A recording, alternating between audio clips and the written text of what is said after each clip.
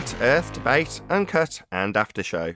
I'm your host Nathan Oakley, and if you are new to this channel, or you've not done so already, then be sure to subscribe, hit the bell notification icon and join button if you'd like to become a Nathan Oakley 1980 channel member and keep up to date with the Flat Earth Debate.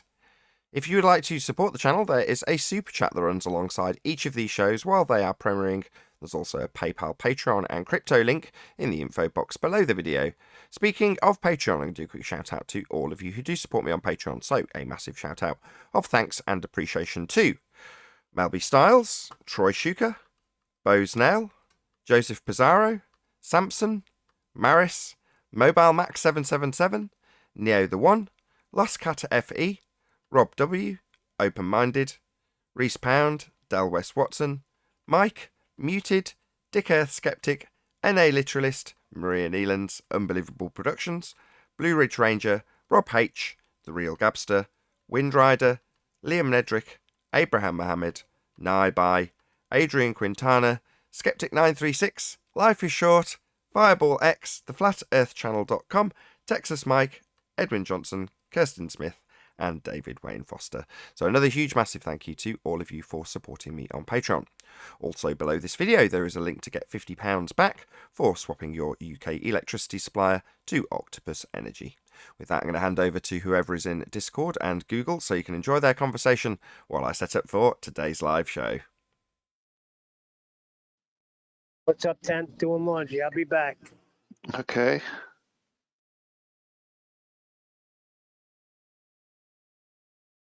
Hey peeps in Discord, Sinclenser, Righteous, George, Obus. Hey, good morning, everyone. Morning. Morning. Middle of the afternoon here, but morning. It's early here. It's 5:38 a.m. where I'm at.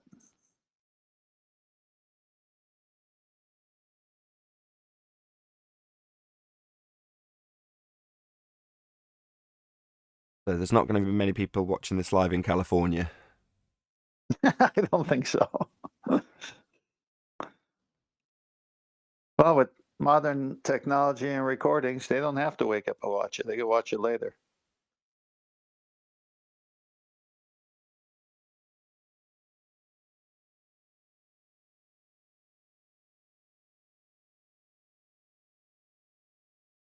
I think the Uncut and After Show comes out in the middle of the afternoon for you guys, though, which is quite a good time. Yeah, unless you work.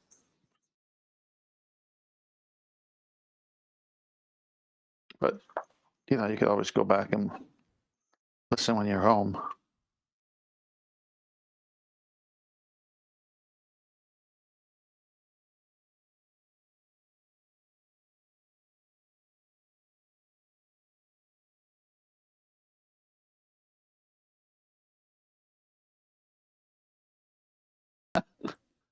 Round and it's true. Think about it. The washing machine goes round and round, so the globe is. The dryer goes round and round, so the globe is.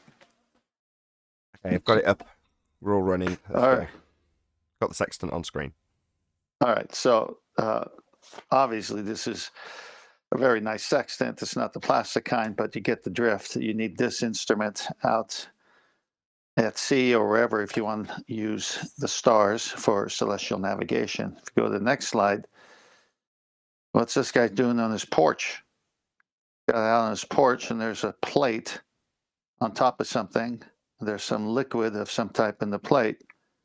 And now he's finding where he's at, longitude, latitude, by bouncing the light from the sun off the plate, but he's not at sea.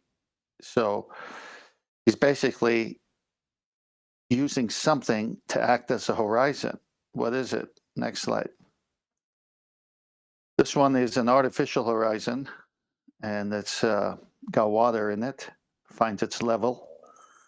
So then the sun comes in from one side, bounces off, and that's what he's looking at, but he's using a plate in the previous picture. You can use many things. Next one. Labeled artificial horizon. This is on grass.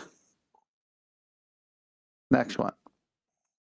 This is a more fancier one. It's got 2 spirit levels on it. and allows you to set it more level.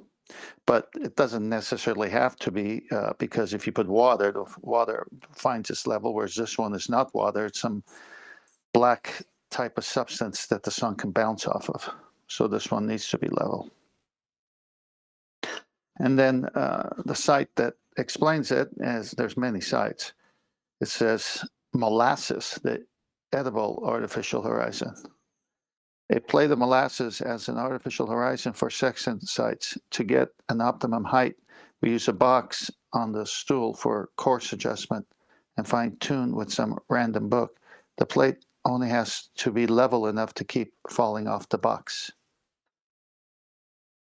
And then the next slide. Artificial horizon, practice navigation without going to sea. More accurate than a natural horizon.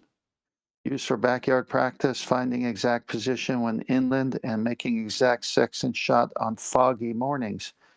To use, fill with water and read the angle of the reflected sun with your sextant. Half your sextant reading is the sun's angle above the true horizon. Windproof and corrosion resistant, the reflecting surface is completely enclosed. Comes with 2 sunshades, a lid, full directions, and the sizes. So what do we extract from this? What we extract is you need a horizon, something zero, something straight to get an angle from a navigation point of view if you're going to use the stars. But what if it's foggy? What if you can't see the horizon because of weather? Well, boat captains carry this stuff. Either they use a plate with molasses or they actually have an artificial horizon they bought, and they do it this way because it's not blocking the sunlight. They just can't see the horizon, but they need a horizon. And that's the whole point. You need 2 straight lines, a horizon line and your vertical line, which is your zenith, and anything in between that is where the sun is, and that's your angle. And that's how you measure your longitude, latitude when you do your 2 or 3 circles of equal altitude, as I shared last week on that show. So just a little tidbit about how important the horizon is, and when you can't see it, you still have to use it. That's it. Okay, thanks. Great. I liked how you used the molasses. Is that just because it finds its level, yeah? And it's not going to wobble around? It's dark. It doesn't wobble around. Yeah, exactly. Gotcha. Epic. It just needs something flat then. Exactly. I see. So unless it was flat, you'd be pretty screwed then, really. Yeah, the one that came that looked like a triangle shape, the reason they have the sides is so the wind doesn't move the water. So it could be flat. Yeah, it needs to be flat. It has to be zero. That's the point. You Well, the bottom line cannot is, get an angle. if it was a sphere, you couldn't use this principle. No. So the bottom line is they're using a flat Earth principle because they've got a flat Earth beneath them and it works. Exactly. Well, I think that circle of equal altitude pretty much buries them because it's for thousands of miles and it has to be flat. But we should start saying it works. Like they tell us everything on the globe works. We mean something different when we say works. So this sextant is being put to work. It's doing something, right? When they say works, they normally mean conceptually in a reified model, as opposed to practically on the Earth we're standing on. So we have a very different meaning of work to them. Can I have the tagline for their works? Here's the tagline for their works. The math. The calculation. And our reality works. Hold on, Neil. Say again, Tenth. Say again, Tenth. Can you repeat it? I said the math. That's how they use math when they say works. They go into a conceptual world where they devise an equation and it works in the equation. But then when you say, can you demonstrate that in reality? They can't. No. But they can beg the question and make a few assumptions. And then compare it to their model. Exactly. And then you go as far as being so far out on the limb, so to speak, on nonsense that you'll say gas molecules have springs. When are we going to do a dedicated show on your research? It's going to be a little while. I've got to put a few more things together, and then I have a big project in front of me. I got to get through that. So let me do these little tidbits, and then when I'm done with that other big project in my life, then I could dedicate more time, and then we can do a show, I guess. Have you guys in Discord been keeping up with 10th Man's presentations on the pre-shows by any chance? Yeah, very concise. I'm Been enjoying it. enjoying them, yeah?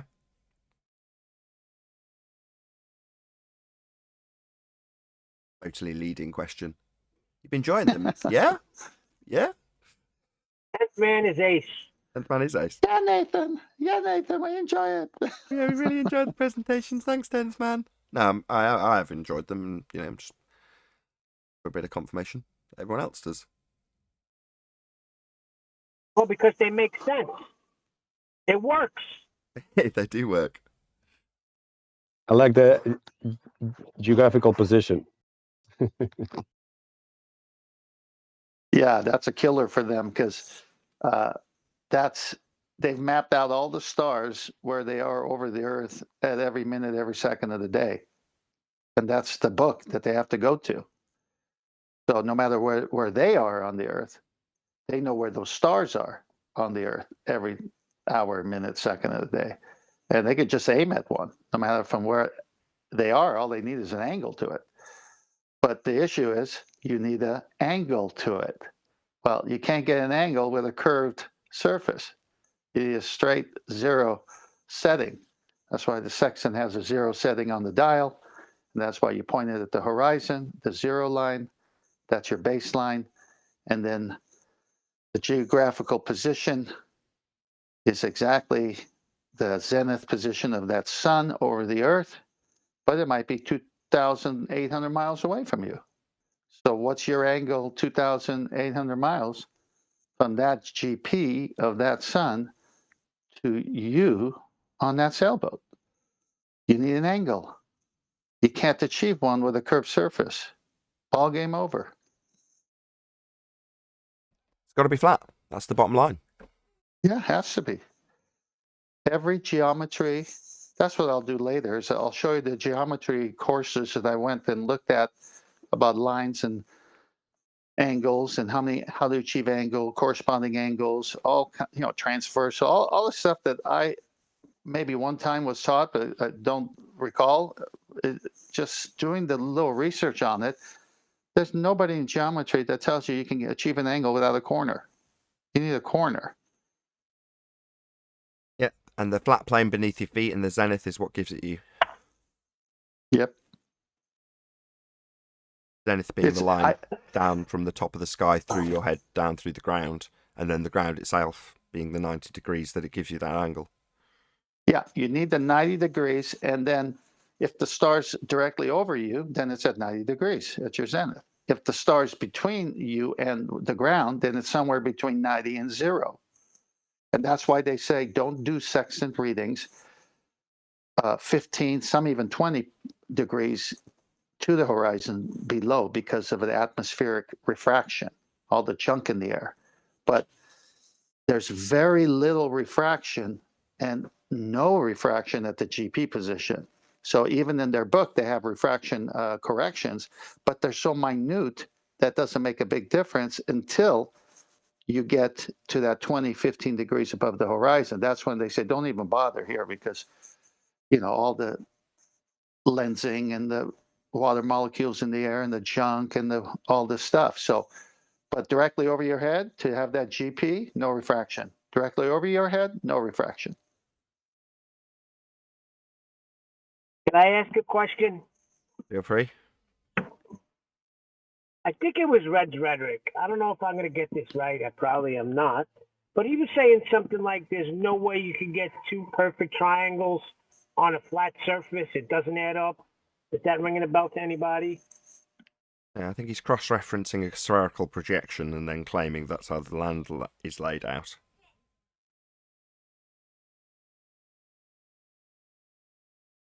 So they're going by a pre-assumed sphere. Well, spherical projection, yeah. And this is how it's laid out on the map. And if I do this journey and take these turns, I can't get a equilateral triangle or whatever he's claiming. It was a long time ago since I watched that.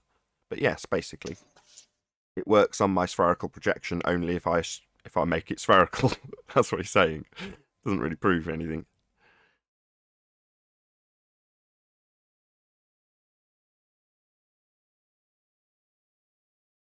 You notice the pictures you've used that they put out and we've seen of a spherical globe, and then they have that tangent plane and then the 90-degree to the tangent plane. Yeah, you end up with a disco ball, yeah. Yeah, so on a sphere, it's just a point. It's not that whole horizontal line that we see in the pictures. Let me see if I could throw one up for the audience sake. And so that's a dead giveaway, that what they're doing is using the actual horizon on the flat Earth, but depicting it in Muppet vision to make it look like a sphere is under it. But all of their calculations is based on two straight lines, and that little tangent plane line and the way they use the horizon will do. You don't get a horizon in their orthographic view, you get a tangent point. So the tangent point is the point of interference with stuff obscured at the bottom. Well, that line that's curved in their orthographic view isn't a horizon, but in some small way you'll look at it and go, well, it's a line running from left to right and it's curved.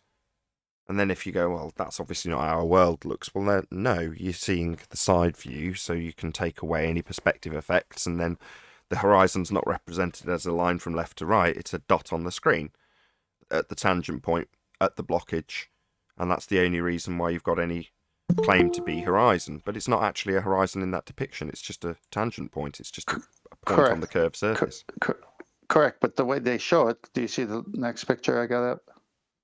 Hello, guys. Hey, Arwen. My sound coming through okay? Beautiful. Yeah. Perfect. Not asymmetrical? No, it's perfect. It's good. Okay, good. Hey, Brian. Hey, Nathan. Hey, everyone. How are things? Yeah, we hear you too. Yeah. Sounding loud and Hey, clear. Brian. I'm going to be on mute for a few minutes. I'll come back in a few minutes, okay? Okay. We're starting in 3, so... Yeah. You got the last picture? No. Do you want me to put another picture on? Sorry. I wasn't paying attention. We'll finish up. I got the ballers squirting today bad, so... A I'm leak. curious to see the chat today. Okay, last picture. Altitude correction. Yes. So you see that straight line from the top of the globe?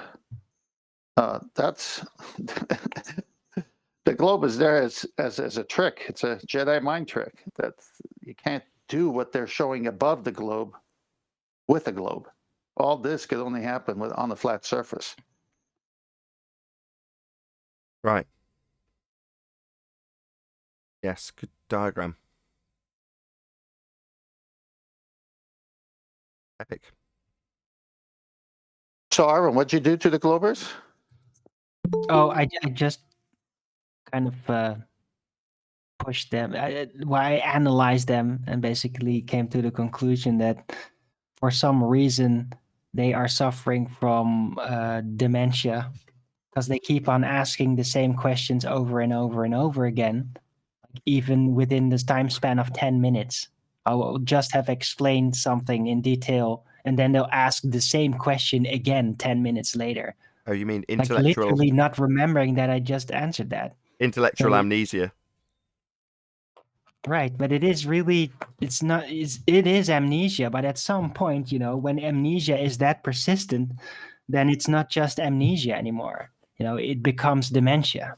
We say delusional, but dementia, that's a bit more specific in terms of medical nature, but delusional certainly, which is what you're driving at, I know. I'm just being pedantic.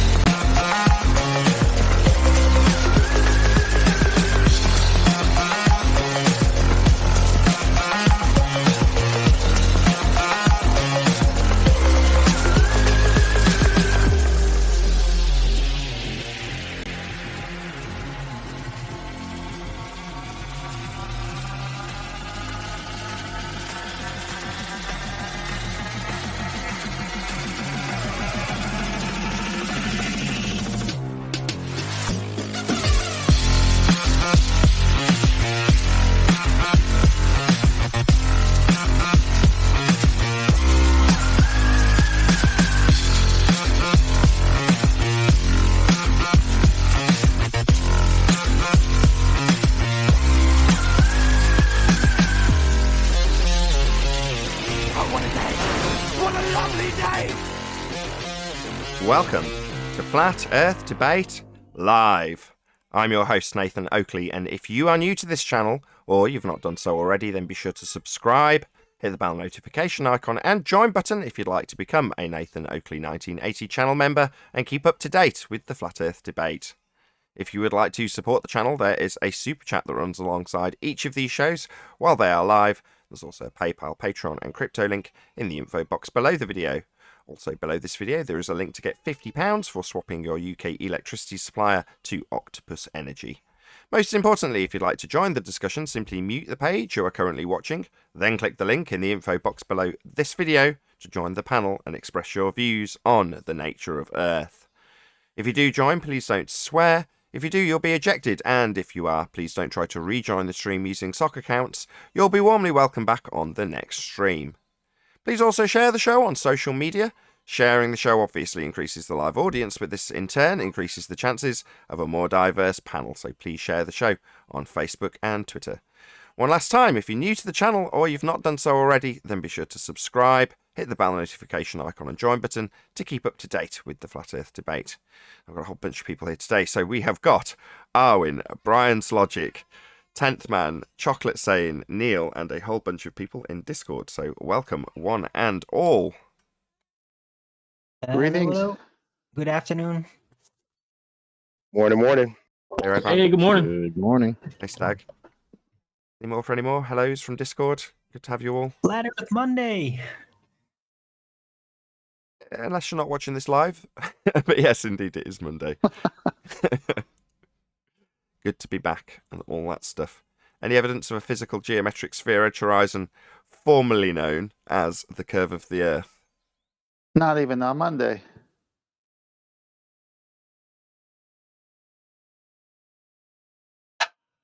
Now they Sorry. still like to believe it is there, though. They just don't seem to understand geometrical consequences anymore. But they now abolish to say, no, it's okay that the horizon can just shift around in different observations and. So- Apparently that's okay now. Geometry, according to Even them. though that's what horizons do, and that's the definition of a horizon. That's okay now. Yeah, After they realize it's not geometric. Yes, it's because the Southern Cross, has to be. Up Right. way in the sky. Oh, all right, that's cool. apparently, Chocolate. Excuse me. Apparently, Chocolate, you can live on a sphere but never know it. And never measure it. Apparently. That's the point. You'll never know it that you live on one. Is that something that still gets claimed? I don't keep up to date with the ball Earth debate. So do they still assert at any stage that they've got blockage at the bottom, physical geometric sphere edge horizon, formerly known as Earth curve, with a feet and inches value that's blocking the bottom to prove that it's physical and Earth curve edge? Does that still happen? Oh, yes. Every day. Really? Just doesn't happen Yes. here. Well, they just kind of overlook that geometry would have to be pretty fixed and rigid, So they think bottom-up extruction, that is the Earth curve. Yeah, and it moves around. The horizon moves around a little because of supposed refraction that they don't even think about too hard when they use that argument.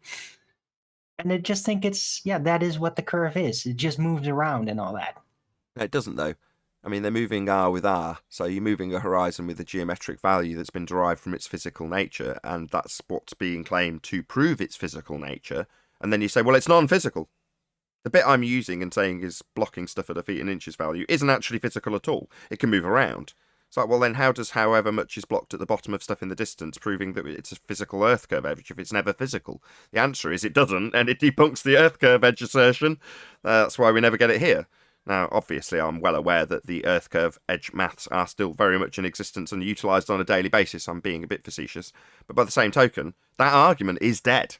We have debunked it. Earth curve edge is not represented by the horizon. Never was, never will be. Indeed. And that's also not going to be asserted to any flat earther that knows what they're talking about. That's just ridiculous. Also, You can't have a non-geometric geometric horizon. It's ridiculous. also, since the Black Swan, we can't get a measured response from the ballers. Yeah. Can't get a measured Boom. response, can't get a measured horizon, can't get an R value to move the horizon with an R value in terrestrial refraction. So the entire model has died. That's it, really. That's the end of the game in terms of claiming we're on a sphere. We're not. And the proof that's claimed is physical horizons, and we haven't got one. Yeah, Yep. well Rest in said. peace. Rest in peace. No radius, no sphere. Any evidence of our Earth radius, derived formally from the geometric sphere edge horizon? Earth curve? Black Swan. Indeed. Black Swan. Stole it. You're stealing it from me, Aubrey? Again. It's a paradox, Chocolate. It's a paradox. But they still believe that terrestrial refraction makes it all flexible, though. Based They on R. believe that. It's based on R. It's based on a physical horizon. 7/6 of the radius in standard format. That's terrestrial refraction. It needs R. And they get R from a Right. physical horizon. So you can't move So- R They with don't R. even. They Terrestrial don't would even. mean Earth, Having right? R in the proof proves R, right? No, it just No, the it very doesn't. definition of begging the question, especially if you've debunked R with Black Swan. It was you that whispered it, Arwin. But they don't even use that because they know it's not enough. I mean, if they try to illustrate exactly how this works, it looks it's impossible. Like anyone looking along for someone who's trying to simulate how it should do, with refraction and all of this, it doesn't even work, which is why they keep trying to say it's not terrestrial refraction, it's something else. Their model requires terrestrial refraction. That's what their refraction is. There's always terrestrial refraction if you're on a sphere. That's what they're claiming. Now, their terrestrial refraction's automatically debunked because they haven't got an R value to utilise in that mathematic derivative of a geometric horizon. They haven't got a geometric horizon. Game over. Can't move a horizon to be non-geometric. It's like you're trying to claim it's physical. So saying it's non-physical debunks your own argument. When they say refraction is the issue, then they destroy their own argument for R, because then you never saw it and you never measured it. So how do you have it? Exactly. Any evidence of axial rotation of the Earth-based variety?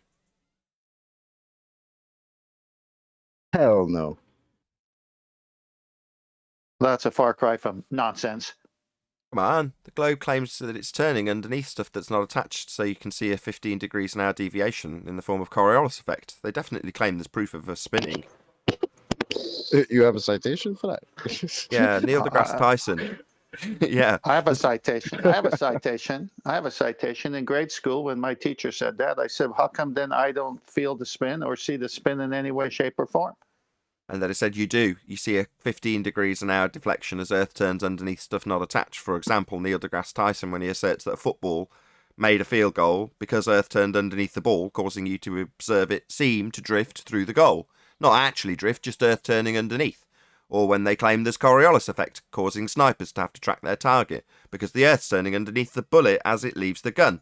Well, those are claims that Earth's turning underneath stuff at 15 degrees an hour. Of course, the problem with that assertion is that you'd have to have 15 degrees an hour turn of the Earth underneath aeroplanes, drones, helicopters, hot air balloons, or anything else that's not attached, and we'd notice. Yeah, Nathan, if you just go to the Olympics high jump, not high jump, long jump, if that long jump course was going west to east or east to west versus north and south, that long jumper would either be off course, north and south, either direction, because the Earth turned under him while he jumped and was in the air a second or so. And if it was the other way, west-east, his distance would be much greater than 22 or 24 feet, whatever the record is. Yeah. So that's not happening. You'd get some amazing long Conservation of jumps on the momentum. equator if we had Coriolis effect. Yes, that's right. Because from the stand, the guy would leave the non-inertial claim to be turning reference frame of a spinning Earth, and you'd have it turning underneath him at 15 degrees an hour as he leaped through the air. Well, that would have a very dramatic effect on the equator. Long jumpers would be very keen. However, that's an example that's a fleeting example when you've got things that stay in the air for a significant period of time. And they're not going to be violating the first law of thermodynamics tracking along as the globers defend this position by saying, well, no, we wouldn't have drift. There is no 15 degrees an hour. Earth and atmosphere travel as one. And I just assume that we've got spin that doesn't display any effect. And as the plane, in this example, raises in altitude, the atmosphere that's tracking along is tracking along at a greater rate because it's at a greater radius. No, just a first law of thermodynamics violation that debunks the claim we've got drift at 15 degrees an hour. Paulus will say conservation of momentum. So no drift then.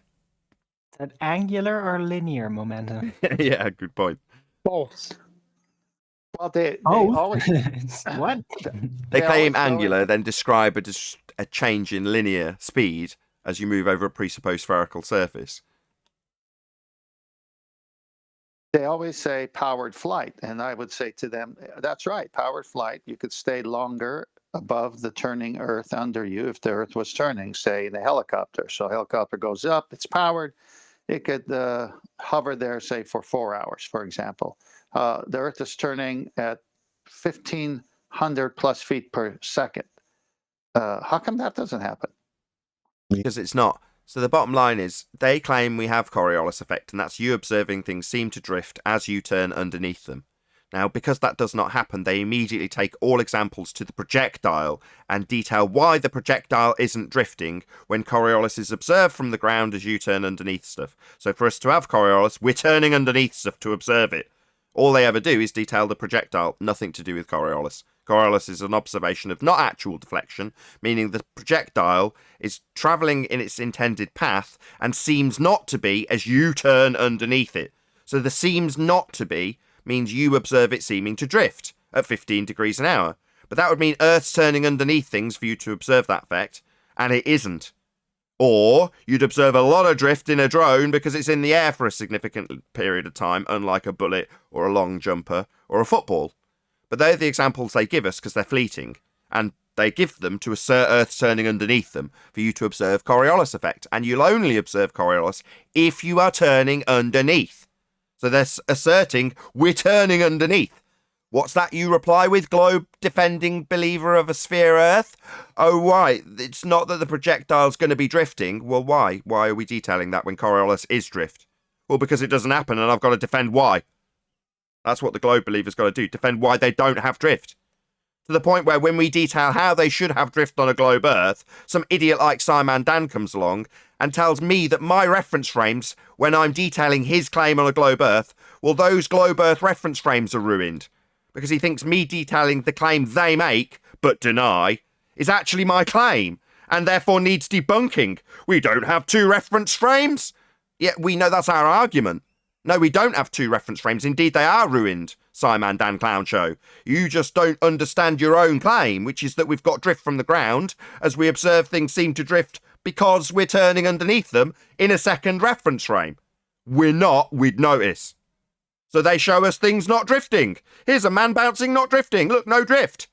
You're supposed to have 15 degrees an hour of it, Clown Shows. Well, technically, it's not really their claim, though. It's not really their claim. It should be their claim, though, if they would have some kind of grip on natural consequences of claims and things, believing in things. Well, the that's problem the is problem. that their view of how reality naturally Sorry, Chocolate. happens. No, that would be a straw man. We're not straw manning them. Their model dictates that that is their claim. Sorry, Arwen. No, but they should be Hold on, believing, hold on, but they're not, hold on, though. Eli. They're I completely think what Arwen's trying to drifting. say is there's no demonstrations of it in physical reality, so it should be their claim, and it should be demonstratable, and they should be shouting from the rooftops that drift's occurring. It is part of their claim. They can't, because it doesn't manifest in reality. I think that's what Arwen's saying. Right. They've just wandered off so far into just this makeshift, quickly put together vision of what they think things are like that they're discarding every logical, constructive form of reasoning. Natural consequences, natural law, everything they draw into doubt, everything is smellable, whatever they want it to be. So then they end up not claiming the things that they should be. But see, that used to be their claim. But when it was pointed out to them that we don't actually see this in reality, they had to change that claim to a lot of convoluted nonsense. Yep. Exactly. Otherwise, it'd be real easy to just be like, hey, here it is. You wouldn't give us reasons, and more reasons why we don't see this thing that you're supposed to be claiming. Yeah, Brian's right up there now in terms of expert level dissection of the reverse claim that we don't have drift and how they detail the projectile rather than the observation from the ground, i.e. Coriolis effect, and what they're detailing, which is a bastardization of angular momentum in description for Coriolis as a title that's actually linear momentum changes. That was pretty concise, wouldn't you say, Brian? That was perfect, Nathan. It's labelled, I can't remember if it was Brian or me that gave it this title, Globiolis effect. It was you, not me. Was it really me? Wow. Yeah, wow. that was you. That's yeah, a good title. Alan wasn't happy with it, but you said, no way, you're sticking with it. And everyone else was happy, except for Alan. Yeah, it was you. Cool. But the Globiolis effect is essentially not going to be called Globiolis effect. It's going to be called Coriolis effect by a globe defender. But what they will detail will not be you observing things seem to drift as you turn underneath them, because we don't observe that effect in nature, so they've got to come up with a different description. So they'll say, no, Coriolis effect is in fact something totally different called conservation of angular momentum. Now, conservation of angular momentum would involve angular descriptions, but they will describe linear speed changes over a presupposed spherical Earth. Well, if we're travelling 1,000 miles down the equator and we move north, then we'll be travelling 800 miles an hour, and the difference between it and the projectiles experience drift. No. Coriolis is not actual deflection from the ground, so it's not that the path of the plane is going to change because there's a speed change underneath it. That's not Coriolis effect. It would be a form of drift, also would be calculable and would also shorten flight times, because that effect would only be induced if Earth was turning underneath. But they've got the conservation of angular momentum with a first law of thermodynamics violation. That is to say that the air 100 miles up in from the ground is moving at the exact same rate as the ground beneath it. Therefore, it's having to increase its velocity with relation to the ground to do that. Total first law of thermodynamics violation. And it's not drift then. What, not 15 degrees an hour turn of the Earth underneath stuff in Coriolis deviation? Well, that's what you need, not angular momentum being bastardized into linear speed changes described with the title of Coriolis effect. No, afraid not, fundies. Look up Coriolis effect. It's a non-inertial spinning reference frame turning underneath an inertial reference frame with something travelling through it seeming to do something it isn't, because you're turning underneath it. That's Coriolis effect. Observe anything from a roundabout in a playground and look how stuff around you looks like it's moving. It's not. You're moving underneath it. If you looked at a plane in the air as you turned underneath very slowly, you go, look at that plane. It looks like it's turning around. It's not. You're turning underneath it. The plane doesn't have to compensate for you looking at it seeming to drift. At all. You're watching a not actual deviation, a seeming deviation, because you're on a roundabout turning underneath. And it's claimed Earth is that roundabout, turning underneath stuff, making it seem to drift when it isn't. But to have the effect, you're turning underneath, and all they'll do is justify why we don't see the effect. Why we don't have Coriolis effect. Why we don't have a proof that Earth spins, because that's their claimed proof. I think the worst part about it for them, actually, with their globiolis claim, we'll call it globiolis because that's what it is that they can't demonstrate that at all. Like, besides the fact it's not real, we know that. But the point is that they can't actually come up with anything other than a calculation. They can't show you a plane doing what they're saying it does with their globiolis. No. And they can't even give you a physical demonstration. Well, they can come close. They can come close. They can show you a roundabout that's frozen. I've never seen this actually demonstrated, by the way. I've seen it depicted. But the closest what I would conceive of, they could say this is a comparison. They have to have the two things attached with friction. So you have a puck moving across a curved surface that's spinning. You launch it out towards the edge of the circumference of whatever that's spinning that's icy and watch it deviate. Well, that would be their claim of conservation of angular or linear momentum speed changes. But you've got the two things physically attached. But well, it's still not... Go on, Ted. Well, at least they have the cold, hard facts. But that's not Coriolis deflection. Coriolis is a not actual force. So if it's actually drifting in that example with the puck actually taking a curved path, well, that's not actual deflection, apparent deviation, i.e. when you look at the plane from a roundabout, it's not actually turning around, you are. In other words, it's a not actual deflection, looks like it's turning around. the puck in my example is actually drifting. It's actually taking a curved trajectory, meaning it's not actual deflection anymore, and therefore not Coriolis. But even that demonstration is not what they claim. This is the worst thing about it, because I had this before a couple of years ago. I think it was 2018 on Ranties with George Nitschuk, with a flight from. I challenged him on that claim with a flight from London to Lagos, which is a direct north-south on the globe. And he had to do so much calculation and take in so many factors that in the end, he proved that it was not possible. So Ranty was laughing his head off at him. So he proved at the end, with these calculations, that it wasn't even possible. It isn't happening. That's the bottom line here. Earth's not turning underneath anything. So even in their bastardized description of a title of Coriolis effect, actually Globulolis effect, which is described as actually being the conservation of angular momentum, then describing linear speed changes as you move, in this example, north to south, from, where did you say, London to Lagos? Yeah, London to Lagos, Nigeria. Right. But there's no effect to be observed. So what are you going to calculate? Nothing's happening. Doesn't happen. Yeah, the killing of the argument, and I said it to him. I said, I think it was. I know it was at the start or at the. I think it was at the end. I said, you do realise that the killing of that argument from word go, whatever even happened to the detailed Coriolis, is just get the flight logs of what directions the flight took, because for the flight to do what they're speaking about it doing, it couldn't take the routes that they take. So for the average layman out there who doesn't understand Coriolis, just take the Globulolis claim and match it to the flight logs. It doesn't happen. Well, you said it at the beginning, Brian. It's not real. They can't demonstrate it. So when something's not real, then you can't demonstrate it. If it was real, you could show it and demonstrate it. Right. Precisely. If there was a Coriolis effect, that would be their claim. The reason we label the third top three globe-destroying proof Coriolis effect is because there should be some. And there isn't. There should be some Coriolis effect if we're on a turning Earth. They claim there is some on a turning Earth. There isn't any to experience. It is that simple. That's why this seems like a really high-level complex subject. No, they claim there's Coriolis effect. There isn't any.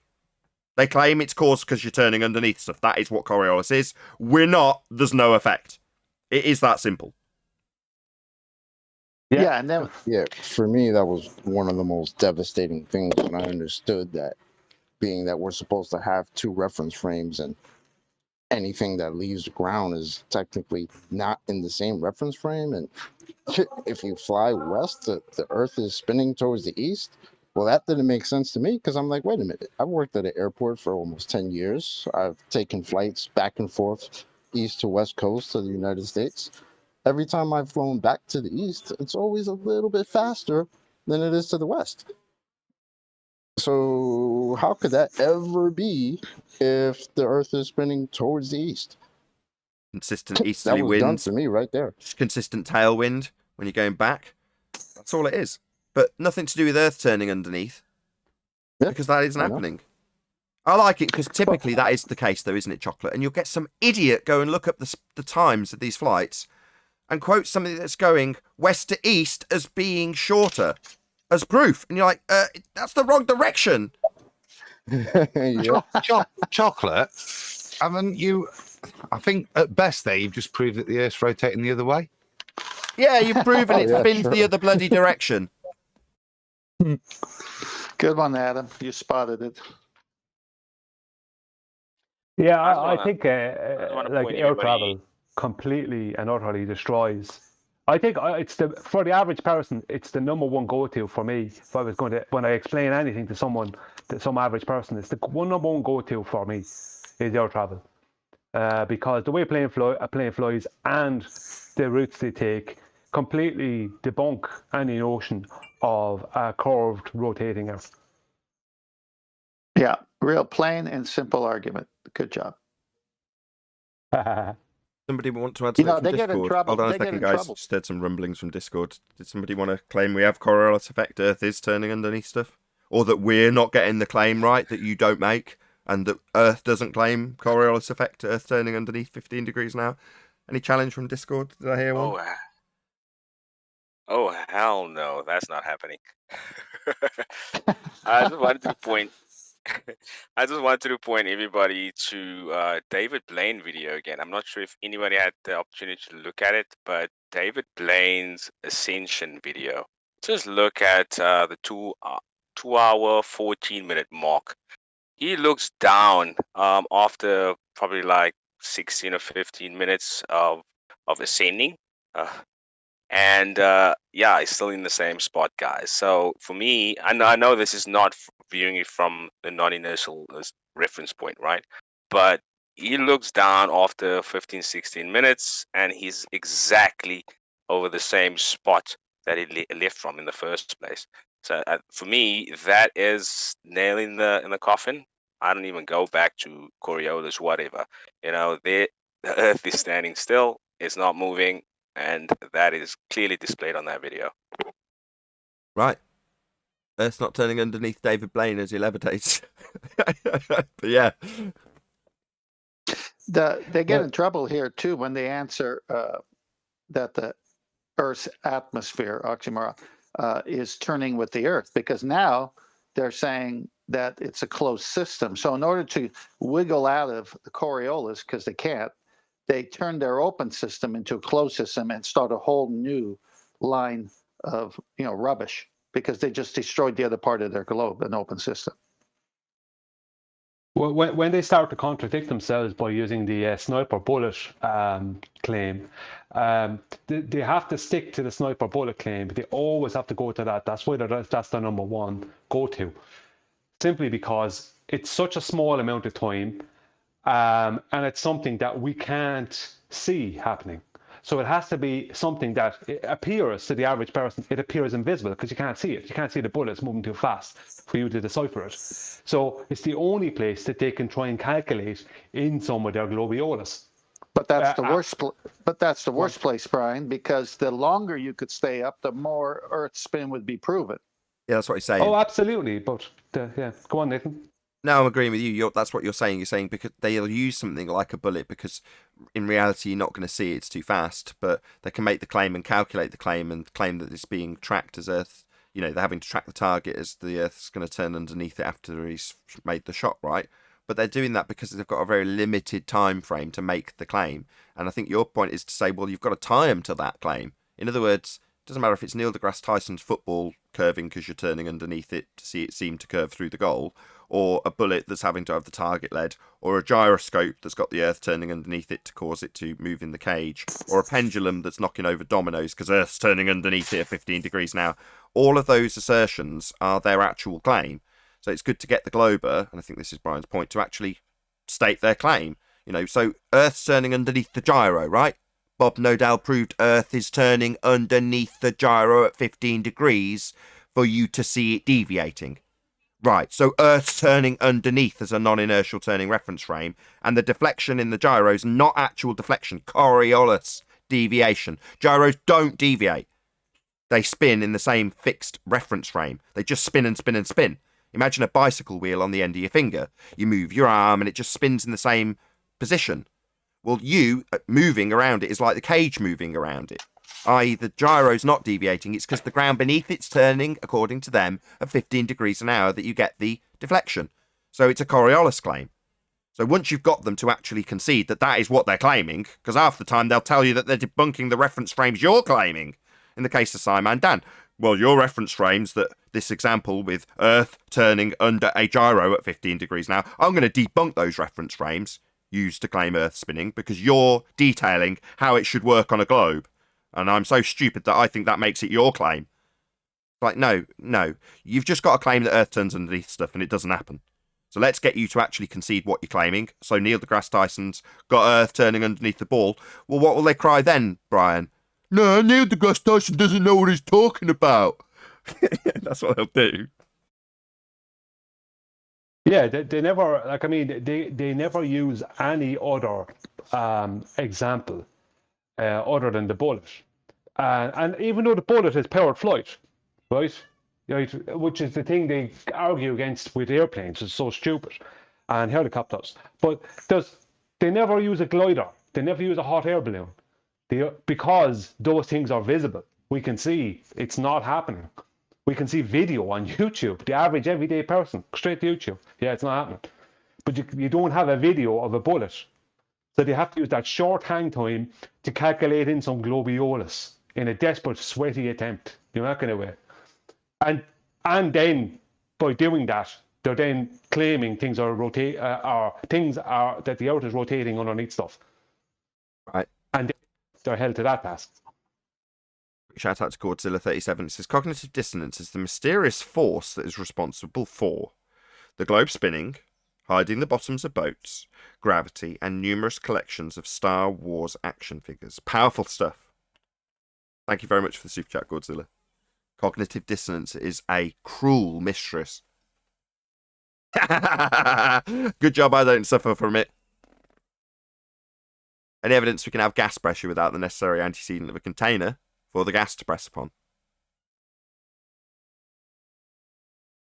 Or indeed to violate the first law of thermodynamics and have, the sky vacuum, not actual force container moving the air at the same rate as the ground beneath it. Any evidence of that container to make their coriolis define example where Earth and atmosphere travel together in a container?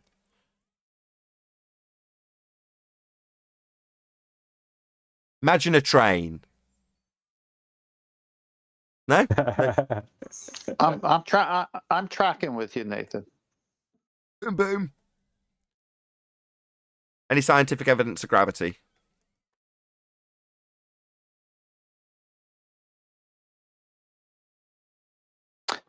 No scientific evidence for gravity. You can hold me down to that statement.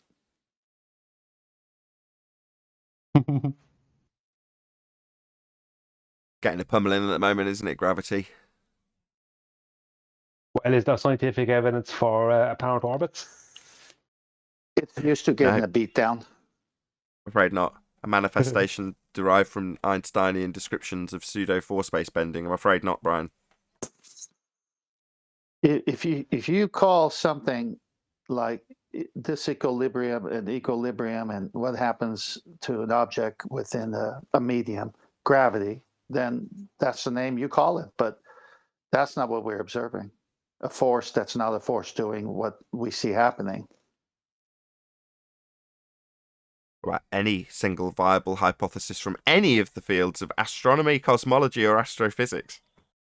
Still waiting. You guys are utter morons. If there was no gravity, we wouldn't be standing on Earth. We'd all float.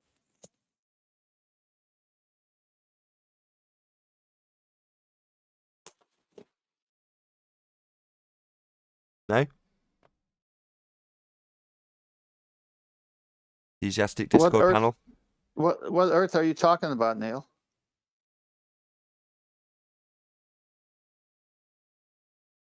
Standing on. If there was no gravity, come on, we wouldn't be able to stand. But what Earth are you talking about? You're talking about a globe that's spinning at insane speeds. Is that the Earth you're describing? What the heck do you think we are? Jeez, have you not gone to school, 10th man? Have you not seen the globes? They're all over the place. They're even in churches. You got a big globe behind the guy preaching. I don't know. I think we have to wake up. We have to wake up. We're on a ball. Yeah, with a radius? Neil, you feeling okay today? This is Neil's response to cognitive dissonance. Sorry. We are not your son, Neil. We are not your son.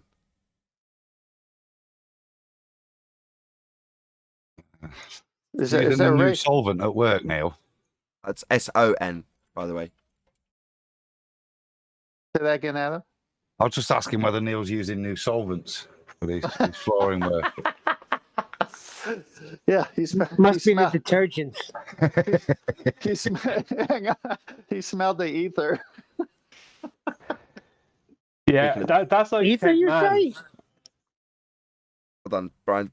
I think Neil's picked up on something he needs to take offense to. Go ahead, Neil. Ether, you say? What is ether? I don't know. It's a solvent. It's a solvent. He used to use it as anesthesia back in the day. that what you're talking about?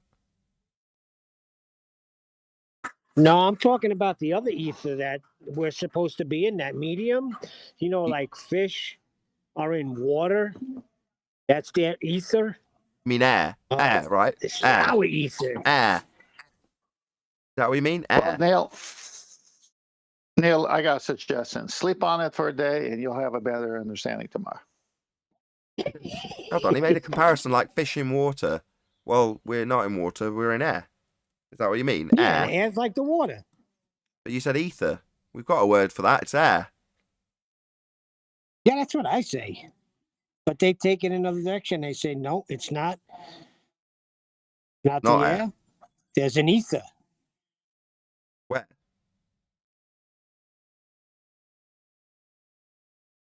There. Right Where's there. Where? You see it? Where? Where's there? It's obviously there. Where's there? There where? Here, there, and everywhere, like the Beatles song. Like air. Like air is here, there, and everywhere. God, this is getting silly. This is great. This is exactly how they argue. They got nothing. They just make up stuff. Well, according to Whitson and Lemonbird and all those guys, there's an ether. It was proven in the, I think it was the Sagnac non-experiment. That's a brand of wine. Where is it? Yeah, where? Well, that's what I keep asking. I'm all for ether. If you can just show it me or point me in the right direction so I can have a little look at it, then I'm more than willing to accept this.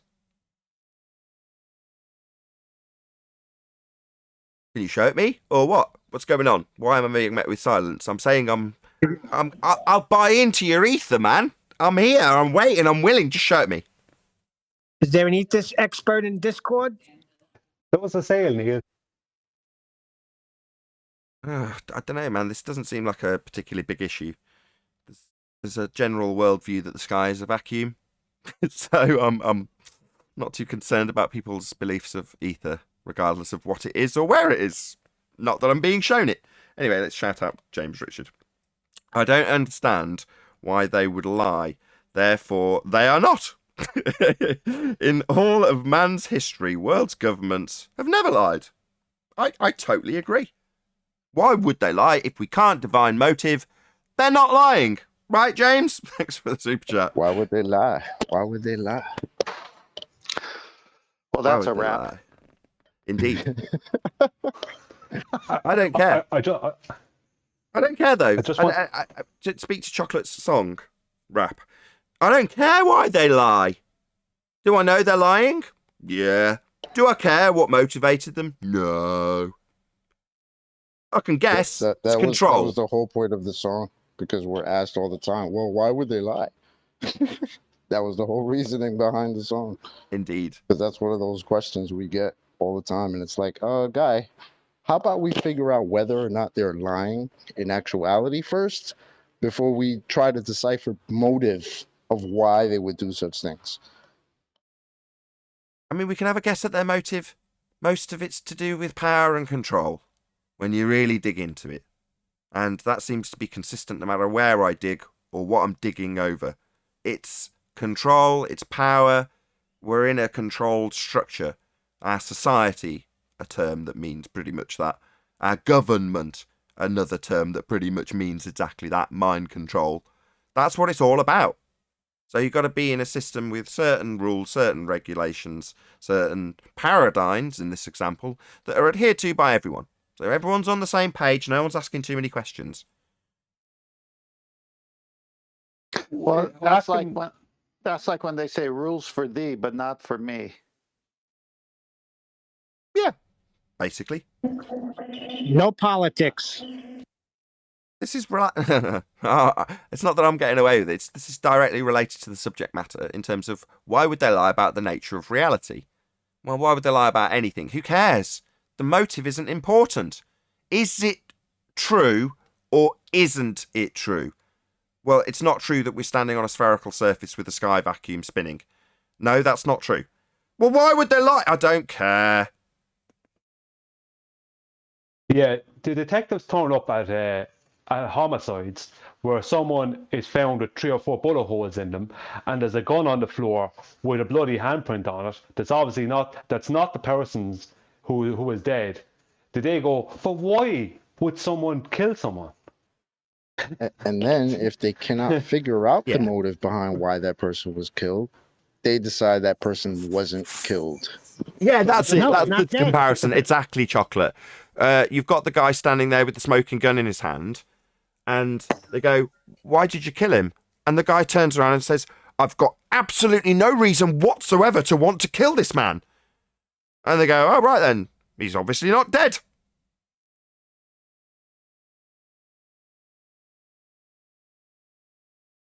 Don't need the motive. You just need to prove what is real and what is not in terms of your reality. That's it.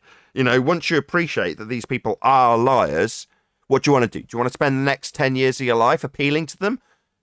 Why did you lie? What was the motive behind your lie? What's the truth, liar? Now give me some truth.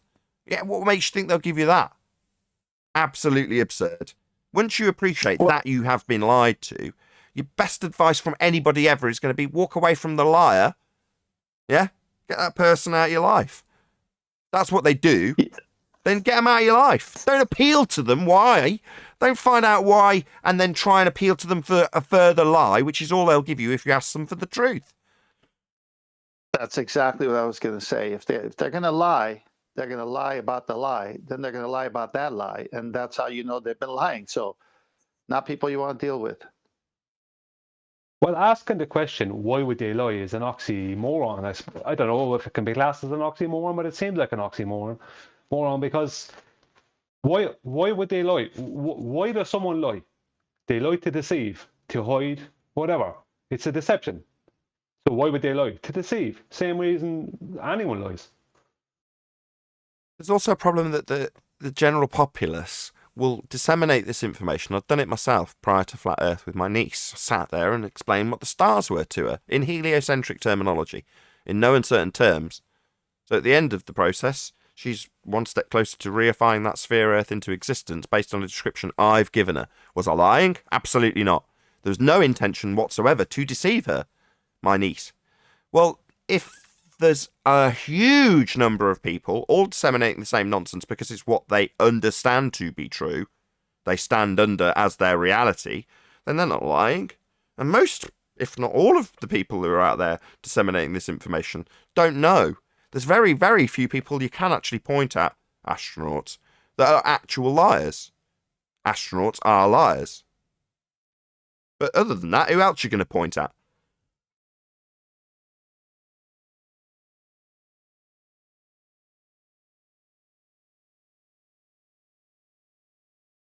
See, very short list. So, again, speaking to motivation, you first and foremost divining the intent of the person who's disseminating the information as being malicious or having an intent to deceive the person that they're telling. And that's not necessarily the case. In the case of the trench level debates, half the time they're trying to kid themselves. They're arguing, they're in their own cognitive pain because they're in cognitive dissonance. They're holding two positions, especially when they come here and have it pointed out to them. Well, then they're not lying. They're trying to convince themselves of two positions. That's cognitive dissonance as opposed to deceit. The problem with using astronauts as the first set of liars and trying to figure out who the second set of liars are is there's plenty of space in between. I'm going to read out one of the comments. Jeff says, I disagree. I would like to know why, but mainly want their measuring equipment to validate our points. Well, when you say their measuring equipment, it's just going to be a particular device for a particular purpose developed by a particular dude or team of dudes and dudettes. Well, that's not their equipment. It's equipment we, if we chose to, could utilise if we were so motivated, or develop ourselves, or utilise that has already been developed. Now, if you're saying, oh, no, I want the Black Ops equipment that's on the cutting edge, tough luck. But interesting comment, Jeff. Thank you very much. Any evidence the distance to the sun? No evidence for the distance to the sun. But it's shining right now all over the place. Jeff, stuck in my head now. What points do you want validating exactly, Jeff? And why do you want them validating? So if there's something that you're unsure of already, that could be laid at your door. He's giving me a fist bump, but now I'm knocking him.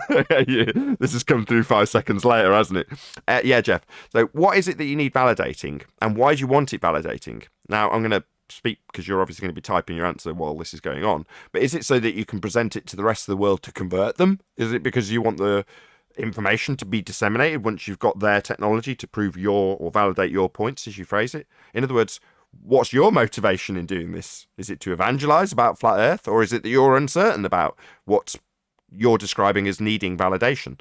I don't see there's any required at this stage. I don't know if anyone on the panel thinks, no, it'd be useful if we could validate or invalidate the presupposition of southern star rotation antipodal from my current location. You know, is there anything on the panel that you could think of that would require you to say, no, I need to get hold of the NASA equipment to validate our point? Anything at all? I'm thinking along different lines. I'm thinking that once you realize it is a lie, and it is most certainly, then you're stuck in a situation where when you're talking to family and friends and coworkers and they hand wave, dismiss it, or don't show interest in it, you're left in a position of either do I try to evangelize them when they don't want to hear it, or do I move on to the next person who's got ears to hear? Because if someone realizes the earth is flat and the whole world has been deceived, at least the Western world, that we live on a sphere, what's the end game for that? And so it puts you in the position of knowing something that's helpful to your fellow man, but your fellow man doesn't want to hear it because of the preconditioning of the lie. Yeah, like when Neo's getting taught by Morpheus about how the Matrix works. He doesn't appreciate it at the time that he's in a training simulation. It's the woman in the red dress scene, basically. But it is explained to Neo by Morpheus that everybody who's attached to the system is hopelessly enamored by it, hopelessly ingrained in it, and they'll fight to defend it. So when you say the people who have ears to hear, well, they're normally the... It's going to sound bad for a few people. The people who are a little bit more self-confident, little bit more self-assured, not too concerned about the worries and thoughts and feelings of the consensus. You know, that's my experience personally when I've spoken to people like this. The people who are a bit more insecure about their general day-to-day lives are going to take this very badly. People are like, yeah, I'm cool with life generally. Most people, the people I've described that to them about the circumstances that before me on Flat Earth debate, if that's the way the conversation goes, will go, yeah, that's interesting. I'm supposed to fight you tooth and nail. That's interesting you said that, because my daughter, who's a flat earther, was in a gathering with their friends, and one of the persons we both know wanted to make fun of flat earthers. So he started to make fun, and my daughter says, well, why don't you debate my dad? And he showed no interest in it. And then my daughter kept on it. And so he's insecure to debate someone who's taken time to learn the subject, but he's not insecure to make fun of it when he feels there'll be no pushback.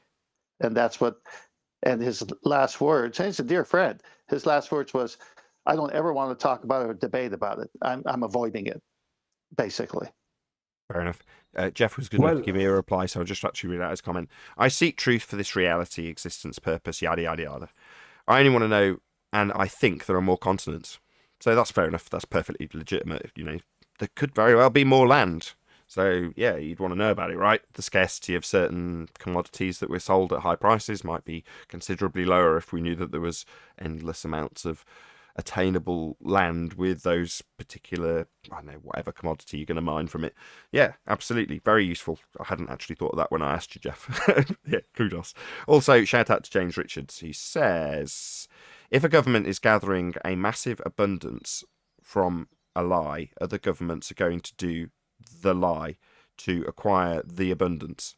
Welcome to space. Right on. Exactly.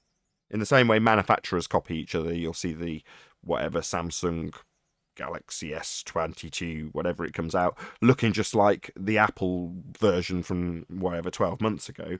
They're going to utilize certain aspects of the design that are going to work to their profit. You know, things that will stop people wanting to repair them, for example. because the screen's curved and it's really difficult to get a knockoff version, things like that. Well, all of those sorts of little tweaks are copied between manufactured and copied between governments. Absolutely. So the whole space race thing, yeah, it makes perfect sense. And it's a nice little money pit. Thanks for the super chat, James Well, Richards. concerning 10th man, that's the Neil deGrasse Tyson approach. I'll never debate them. Why would he? Sorry, Nathan. I was just saying, why would he? There's nothing to... he's got everything to lose by coming here and discussing Well, this that's what I'm subject. saying. He said his daughter's friend, right? Well, that's the Neil deGrasse Tyson approach. I'll never debate them. That way you have nothing to lose. Well, you're never going to lose because you're never going to debate. Well, it's because of insecurity of the position itself is revealing itself by that confession. But until that is directly directed at that person, they seem confident that we're the flat earthers who are falling for something. But then you say, great, let's talk about it. Let's debate the finer points and see what proof rises, which side holds up. No. I'm insecure to do that. Jeff just gave me the super I chat. love that. Thank you very much for the super chat, Jeff. Really appreciate the support. No comment, just gives me money. Thank you. I would just like to throw in here into this conversation what QE referenced before. This is not verbatim. I can't remember verbatim, but it's called Hanlon's razor, where don't confuse intelligent deception with ignorance. A lot of people are just ignorant. They're not even lying. They just don't know any different. Exactly. Don't confuse malice with ignorance, basically. Well, also because they can't believe they fell for a lie if it was a lie. So it's prideful because all of a sudden you, not them, figured it out first and you came to them out of good reasoning because you care for them. But hey, no, I can't. No, because I can't be this stupid to fall for it if it's a lie. Yeah, it's far easier to lie to somebody than to convince them that they have been lied to. There was a David White Imagine podcast. somebody telling Sorry, you their Jonathan. entire life experience when you try to tell them that, you know, the earth just presents itself the way it is, and they tell you that, like, that's a psyop. your experience on earth every day is a psyop. What? It confuses me as well, because a lot of the people on the anti-flat earth, not globe believing, but anti-flat earth side of this debate, all have names that involve like being a conspiratard. I can't think of any other words to describe it. They've often got sort of hinting at conspiratorial type names. And you're like, they're doing that in irony. They're saying, I'm opposed to somebody like this, or they'll phrase their names that make them sound like they're really deep critical thinkers. You know what I mean? It's like, we're against those people who don't think critically. So here's the mainstream rhetoric I've been taught from a child that I haven't thought critically at all. I've just Googled. But it's just funny to me that these people literally label themselves accurately in terms of their channel names. You know, putting You the mean word like conspiracy in, cats? Say again? You mean like conspiracy cats? Yeah, that's one example, exactly. He's put that name in because he's saying, I'm against those people who are conspiracy theorists. It's like, no, you've actually given yourself quite an accurate title. Got to, like, fight the flat earth. Yeah, that's what exactly. He's in a fight, a mental fight, with a concept he can't cope with because he's been trained to believe he's on a ball. So he's got to fight it. It's a fight. When we talk about people in cognitive pain, well, he's in a literal fight in his own brain. Think ball fight my and you shall experience see on Earth. ball. Say again, Anthony? Hello, Sleeping Warrior, by the way. Think ball and you shall see ball. Be the ball. Yeah, be the ball you want to see in reality. Yeah, it's like, you know, like when you see something for the first time and you can't quite work out how it works. So they say there's some kind of system and you got to work out, right, how's the plumbing working on this? The water comes in there, then it goes round there, through that, flicks through that valve, and then it comes back out the other side. And you have to look at it from a certain perspective so that you're working out how it works. It's the same with the horizon or most of the angles that they use for different arguments that they make. You've got to think that's how it works on a ball, and then it becomes a ball. That's how they do it. It's literally joining the pieces together. Think ball, and it shall be ball. Think Cezanne, and you shall draw Cezanne. Yeah, there's another comparison with Matrix, again from, I think it's the second Matrix, when one of the elders from Zion takes Neo to show him the engineering levels. And he's looking at a filtration system, and he says to Neo, I don't know how that works, but I know why it must work. Because if it wasn't, we would die, is the implication. However, in the case of heliocentrism, it's the same thing. You're looking down on a machine that seems to be doing something. And you go, I don't really know how that machine works, but I know why it must work. Because we're on that machine. We're on the sphere that machine's churning out. Right? So people who don't really appreciate how the heliocentric model works, which is most people, know that it must work. Why? Well, because we're on a ball, so it must work. Right?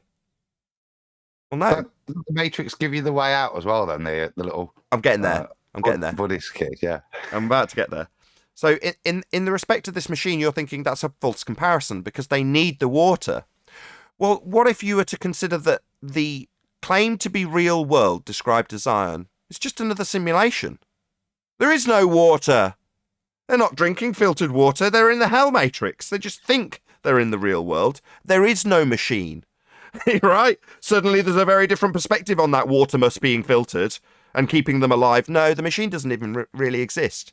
And if you think about it from the film perspective, when you're watching the film, suspending disbelief, in literal terms, the machine didn't exist. It was all CGI. There was no filtration. It was all just a performance, if you want to look at it on another level. There is no machine. They don't need it to survive. They won't die if it isn't there. But the plot calls and the Matrix simulation calls for you to believe that without that system, you'll die. I know why it must work. Well, I know why the globe must work, even though I don't understand how it works. Even though it's not actually my reality. Even though there is no filtration machine. I know why I must drink the filtered water. I know I must drink the globe belief. Because it must be, right? No, absolutely not. Having it pointed out in any other different way is you turning around saying, no, but I still know I'm on a sphere, though. Why? Well, because that's what I know to be the case. So it doesn't matter that I don't understand how it works. You pointing me out how it doesn't work either. That's not going to succeed in breaking my cognitive dissonance because I still need the machine. I still need the water from the filter machine, even though it's not real. I heard a good classic ball believing comment earlier on one of David Weiss's podcasts. It's actually happened to be an Irish podcast that he was on, and the guy said to him, they said, when David Weiss was saying that there was an ice wall surrounding the whole of the oceans. Now, obviously, we don't make that claim, but we just make the claim of a shoreline, and he did then claim a shoreline. But the guy said to him, he says, regardless of the topic, the guy said to him, but if there was this ice wall, surely someone else in history would have seen it and detailed it. You know, it's like, how do you know someone didn't see in detail a shoreline? I'm not saying ice wall, just shoreline. How do you know? It's like someone else surely would have done it. In other words, there's no way you could be right because everyone else would be wrong. You know, it's like you couldn't be right because that would mean everyone else is wrong. It's like, how do you know everyone else was wrong? How do you know there wasn't other people right? That's because I'm sure of it. Yeah. Yeah, it goes back to the pride thing, as you were saying, Tent. It's like they're too prideful to accept that they might be wrong, and some random person they never heard of before, suddenly on YouTube telling them in 2015, listen, this is wrong. You know, look at. No, you're right. Look at the shooting of JFK with Jackie, his wife, in that limousine. Look at all the movies made about that. Look at all the books written about that. Look at all the conspiracy tied to that. It's still going on to this day. But then when you say water finds its level, there is no R, geometric horizon, that's physical. And we go on through the housekeeping questions. No, let's go back to the JFK assassination, because I think it was two Martians from a palm tree that did it. With that, I'm going to say a huge, massive, enormous thank you first and foremost to all of you who tuned in live. If you are watching this on either Nathan Oakley 1980 or Nathan Oakley premiering streams, then stay tuned as there will be an after show to follow. Unfortunately, as I say, if you are watching this live, this is where we bid you farewell. A huge, massive, enormous thank you to all of you who smashed the super chat, liked, commented, shared, subscribed, joined as a Nathan Oakley channel member, and all that good stuff. Also, below this video, there is a link to get £50 for swapping your UK electricity supplier to Octopus Energy. Once again, stay tuned if you're watching on either premiering stream. I've been Nathan Oakley. Oh, there's been another super chat coming just before the end, just in time from James Richard. When a person discovers truth that affects everybody else, all they want to do is scream it from the rooftops. In the case of Ball Earth, Globers are on the rooftops screaming for the lie. Indeed, excellent super chat right at the end there. Thank you very much indeed for the super chat, James Richard. Once again, stay tuned if you're watching on either premiering stream. I've been Nathan Oakley, and I'll see you all in the next video.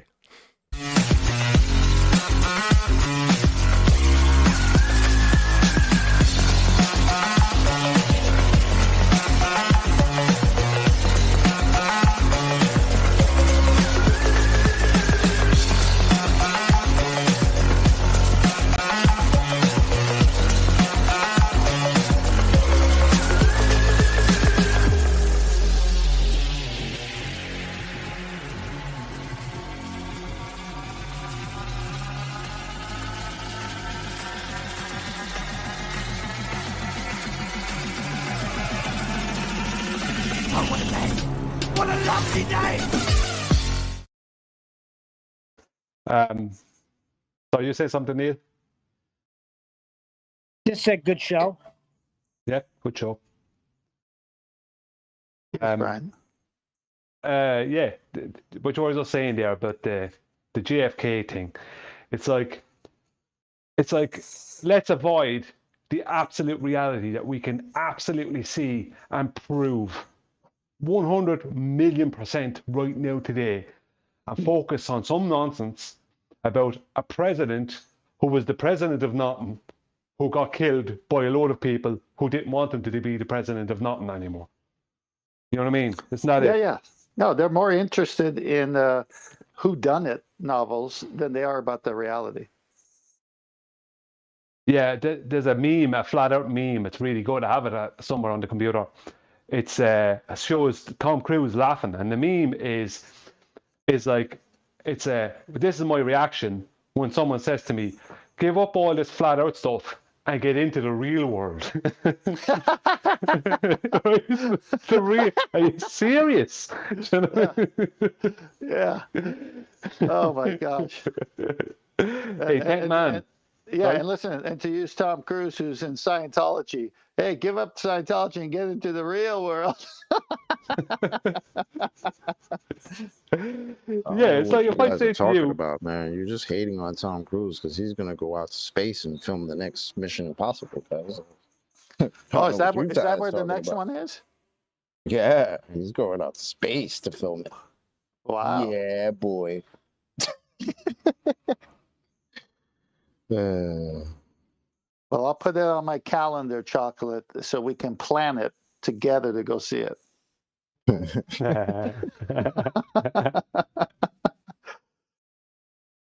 if you're relying on Tom Cruise as your proof for your worldview, things have gotten to a ridiculous level. Well, he is their Top Gun, so come on. Just so you mentioned Tom Cruise, because he's ridiculed for his belief in Scientology, which is just an offshoot of heliocentrism. Exactly.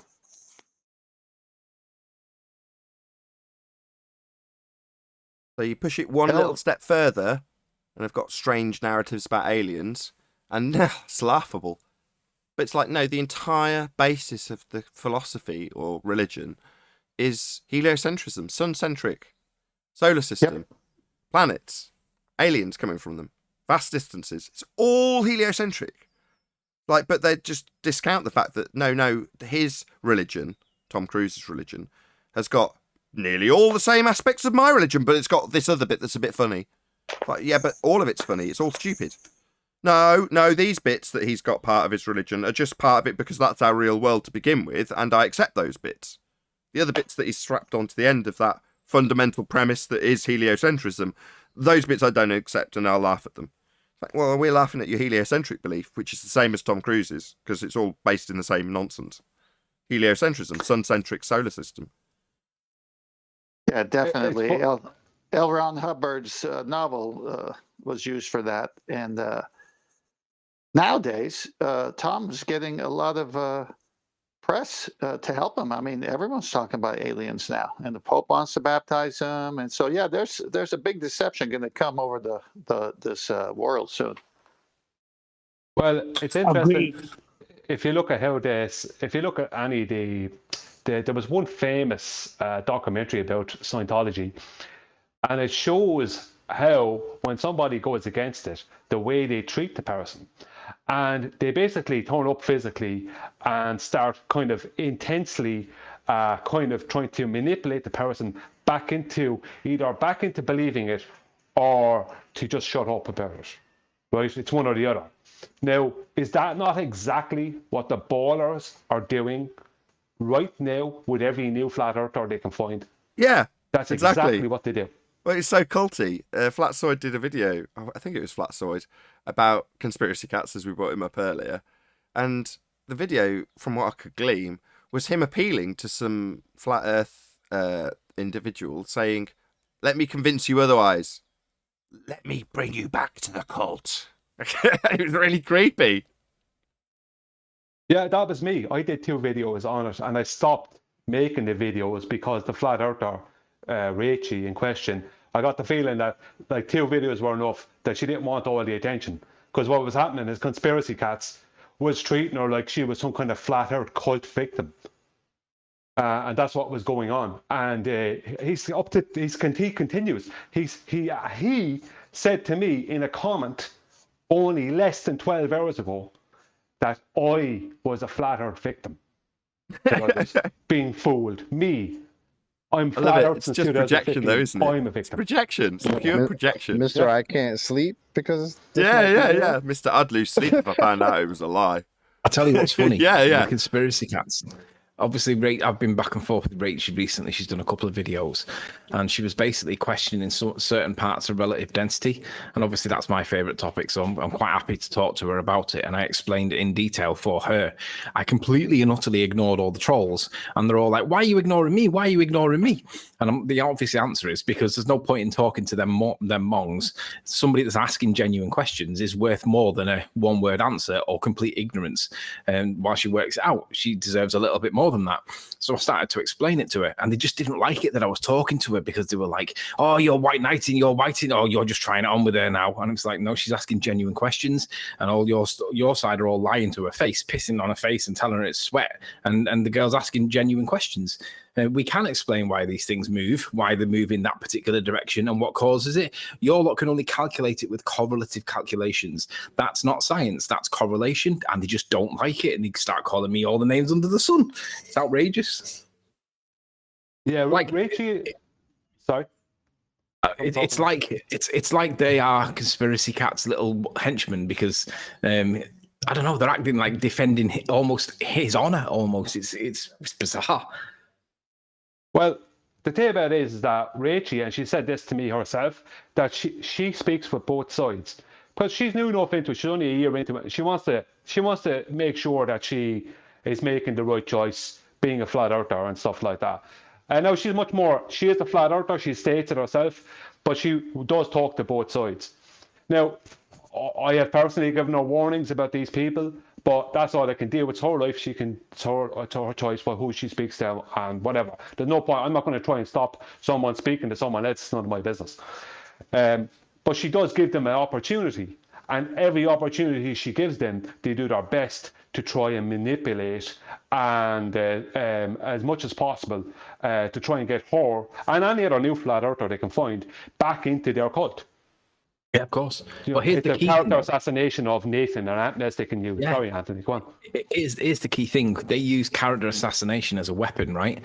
She went and repeated the egg test that I did, and by doing so, she realized that she could cause the thing to accelerate.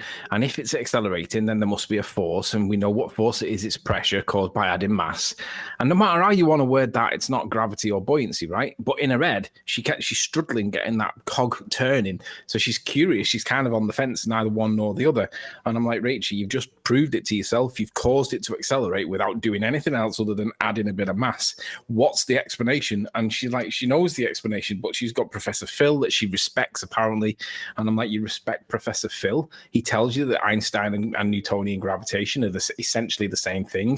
She doesn't realize that this is correlative mathematics, but she's got to work it out, hasn't she? I'm not going to tell her all the answers. She can work it out herself. Just Phil Bell. Well, Nathan says that we just assume the R value. Well, yes. Let us not forget where that came from. That came from Mick West, who admitted that they assumed that the R value. And we've debunked it with the Black Swan. Unlucky. That's funny. That happened like 3 years ago, 4 years ago now. Yeah, I guess just Phil is a little late. A little bit late, but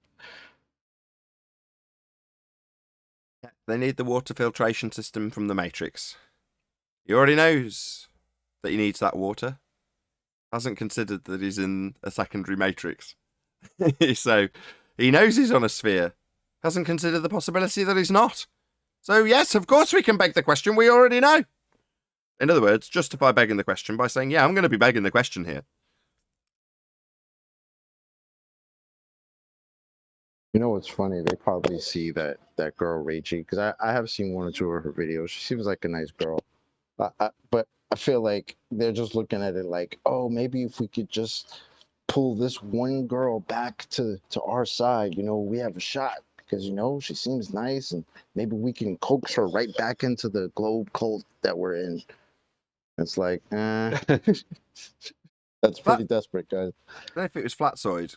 Maybe it's just a language thing, but she kept getting referred to as this woman. No, you've just said this girl. Now, I don't know how old she is, but she looks a lot younger than I. So I would personally refer to her as girl. But this woman, it was just so much more formal. I don't know if that's something that Flatsoid's doing, but I don't know. It just seemed a bit weird. Well, the thing about her is that because she gives these people an opportunity to speak to her, she's not really seeing them like we're seeing them.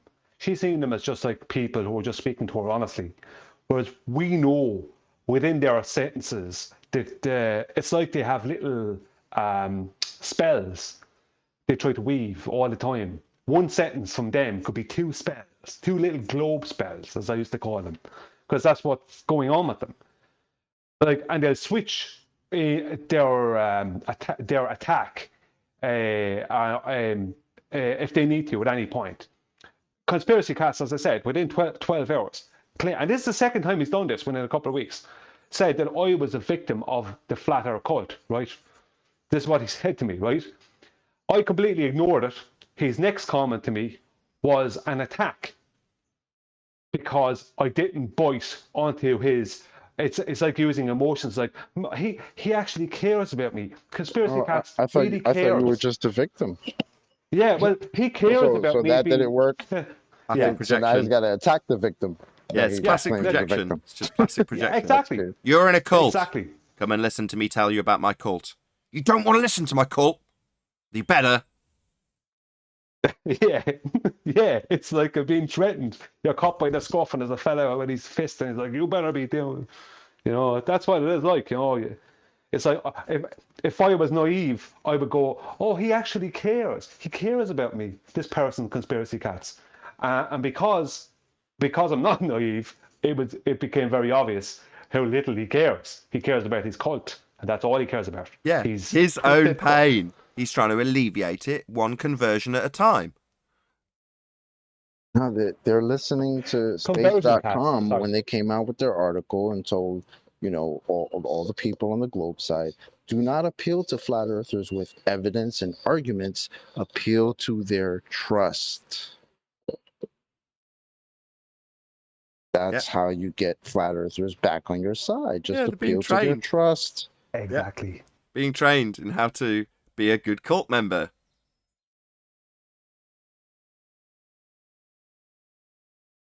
It's unreal, isn't it? Does make me wonder. Just trust that they landed a helicopter cartoon on the light in the sky. Just trust that, guys. Don't worry about evidence and arguments and all that nonsense. That's just nonsense. Just worry about how much they trust us. It's a joke. Well, in your life, when someone says to you, when someone you don't know and have no reason to give direct trust to, when they start saying, when they ask you something, you say, I don't know about that. When they say to you, what, don't you trust me? That means there's no way they can be trusted. They're needing your trust before they continue on with their plan. That means they're doing their best to pull the wool over your eyes. Exactly. Which is the biggest difference between flat earthers and globers, because flat earther will tell you, don't trust me.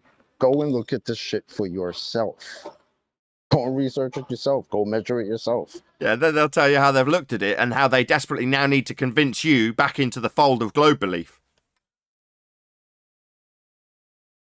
Exactly.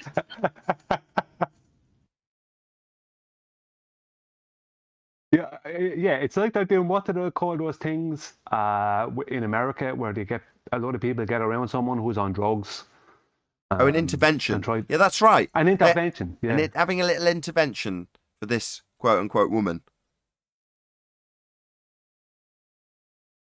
Yeah, it's like they're trying to have an intervention around Rachie at the moment. That's who their main focus is. I don't know about other new flat earthers, but I know a lot of them are focusing on Rachie. Well, they're obviously trying to. You just got to leave her to it. If she seems to be wise and intelligent enough to be able to come to an educated answer, so let her come to it. Obviously, they're all saying, "Oh, watch out for that Nathan Oakley and whatever." But the reality is, if gravity's not a force, and she knows it's not a force because she can make stuff accelerate herself, and she's done it, then that's the end of that is the end of their religion. Just on that one point in itself. She's got to get her head around it, and it's a battle that she's now got with the real world over the belief structure, and it's whether she can overcome that or does she regress back and become a blurther. It's down to her to decide, isn't it?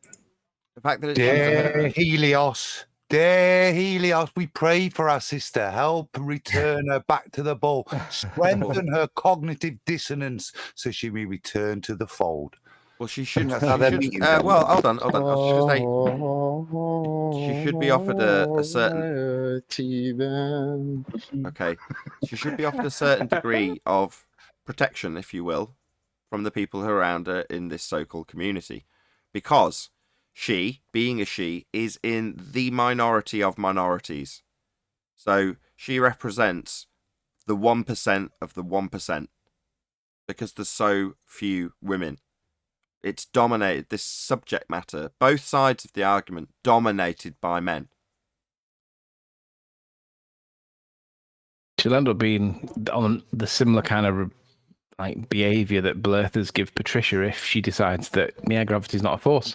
Even though Einstein tells you, and he's the one that we can blame, if she goes against the narrative, she's going to feel the backlash. She's going to learn. She'll find it easy or she'll find it, but it's her decision, isn't it? We don't have to make anything. We don't have to do anything. It's just, is she gonna come to her own conclusion or is she gonna regress? It's up to her. But from both sides, I just want to get this across. Both sides, just because she's female, she'll get attacked from both sides for one thing or another. Just like Patricia did, just like women who come here do. You know, if women were here and comfortable and happy, then the subject would explode. Because they're not. Because it's so aggressive, because it's so base, because we call it the trenches, right? Well, without sounding sexist, not a place for women. It's too brutal. Now, there's going to be women out there that give me a load of shit. I don't care. That is my alpha opinion on this. That is how I feel about it. She will, from experience, I can give plenty of examples, get attacked brutally by both sides. So we should be cognizant of that. Yeah, look at Patricia. She was treated like, even by people like Pete Shea on our side, she was treated disgustingly. And it's like, if you stand up for her, you fancy her. If you let it happen and ignore her, you don't support her. So we're damned if we do, damned if we don't. That's one of the reasons I'll give a big shout out to 24/7 Flat Earth Discord 2.0, because we're trying to give women that voice, right, to really combat this nonsense. So Fridays there's what we call ladies night, where it's the Flat Earth ladies that do all the flat smacking on the Discord server, and it's like basically like 3 hours, sometimes maybe 4, of just the Flat Earth ladies getting at it.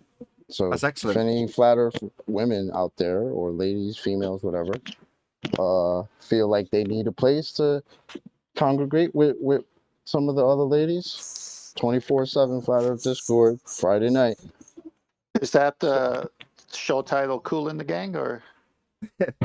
That's cool. No, that is Ladies excellent. night. I didn't know that existed. Tell you That is what, great. Jock, That's great. On that about ladies, I like having a listen, and it's Bambi is particularly good. And the interesting thing about, I mean, the blokes are still coming in as ballers and allowed to challenge them, but it's only the ladies that are allowed to answer on the Flat Earth side for that time. But what I find is that they're better than us, because they haven't got the macho bullshit. They stay on topic a lot better. They don't try and show the knowledge, their extra knowledge, by going off topic themselves, or they just keep them there. And I don't know, I think you hear the guys squirm terribly on a Friday night, because the tactics that they would use with us, Nathan, that would be macho-y man, they just bounce off them because they're not effective on the women. If I'm being misogynistic, or it's not even misogynistic, it's just generally the interactions and the ploys they have with us don't seem to work as well. And for me, when you listen to it, you just hear a lot more pregnant pauses than you'll ever hear. It's a lot more squirmy for the ballers. Epic. Oh, they've got a new viewer of me. I didn't know this existed. I'm definitely going to be tuning in now, though.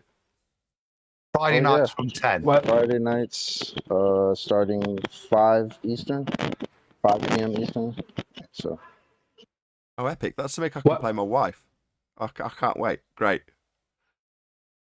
Well, the thing about it is that women naturally are multitaskers. It's a natural thing, because they have to biologically they have to be able to deal with several children at one time, because traditionally, I know it's changed these days, but traditionally they were at home doing several different things and dealing with 4 different kids. So when we are dealing with 2 or 3 ballers and they're throwing 4 or 5 things at us, we get angry. Whereas they don't.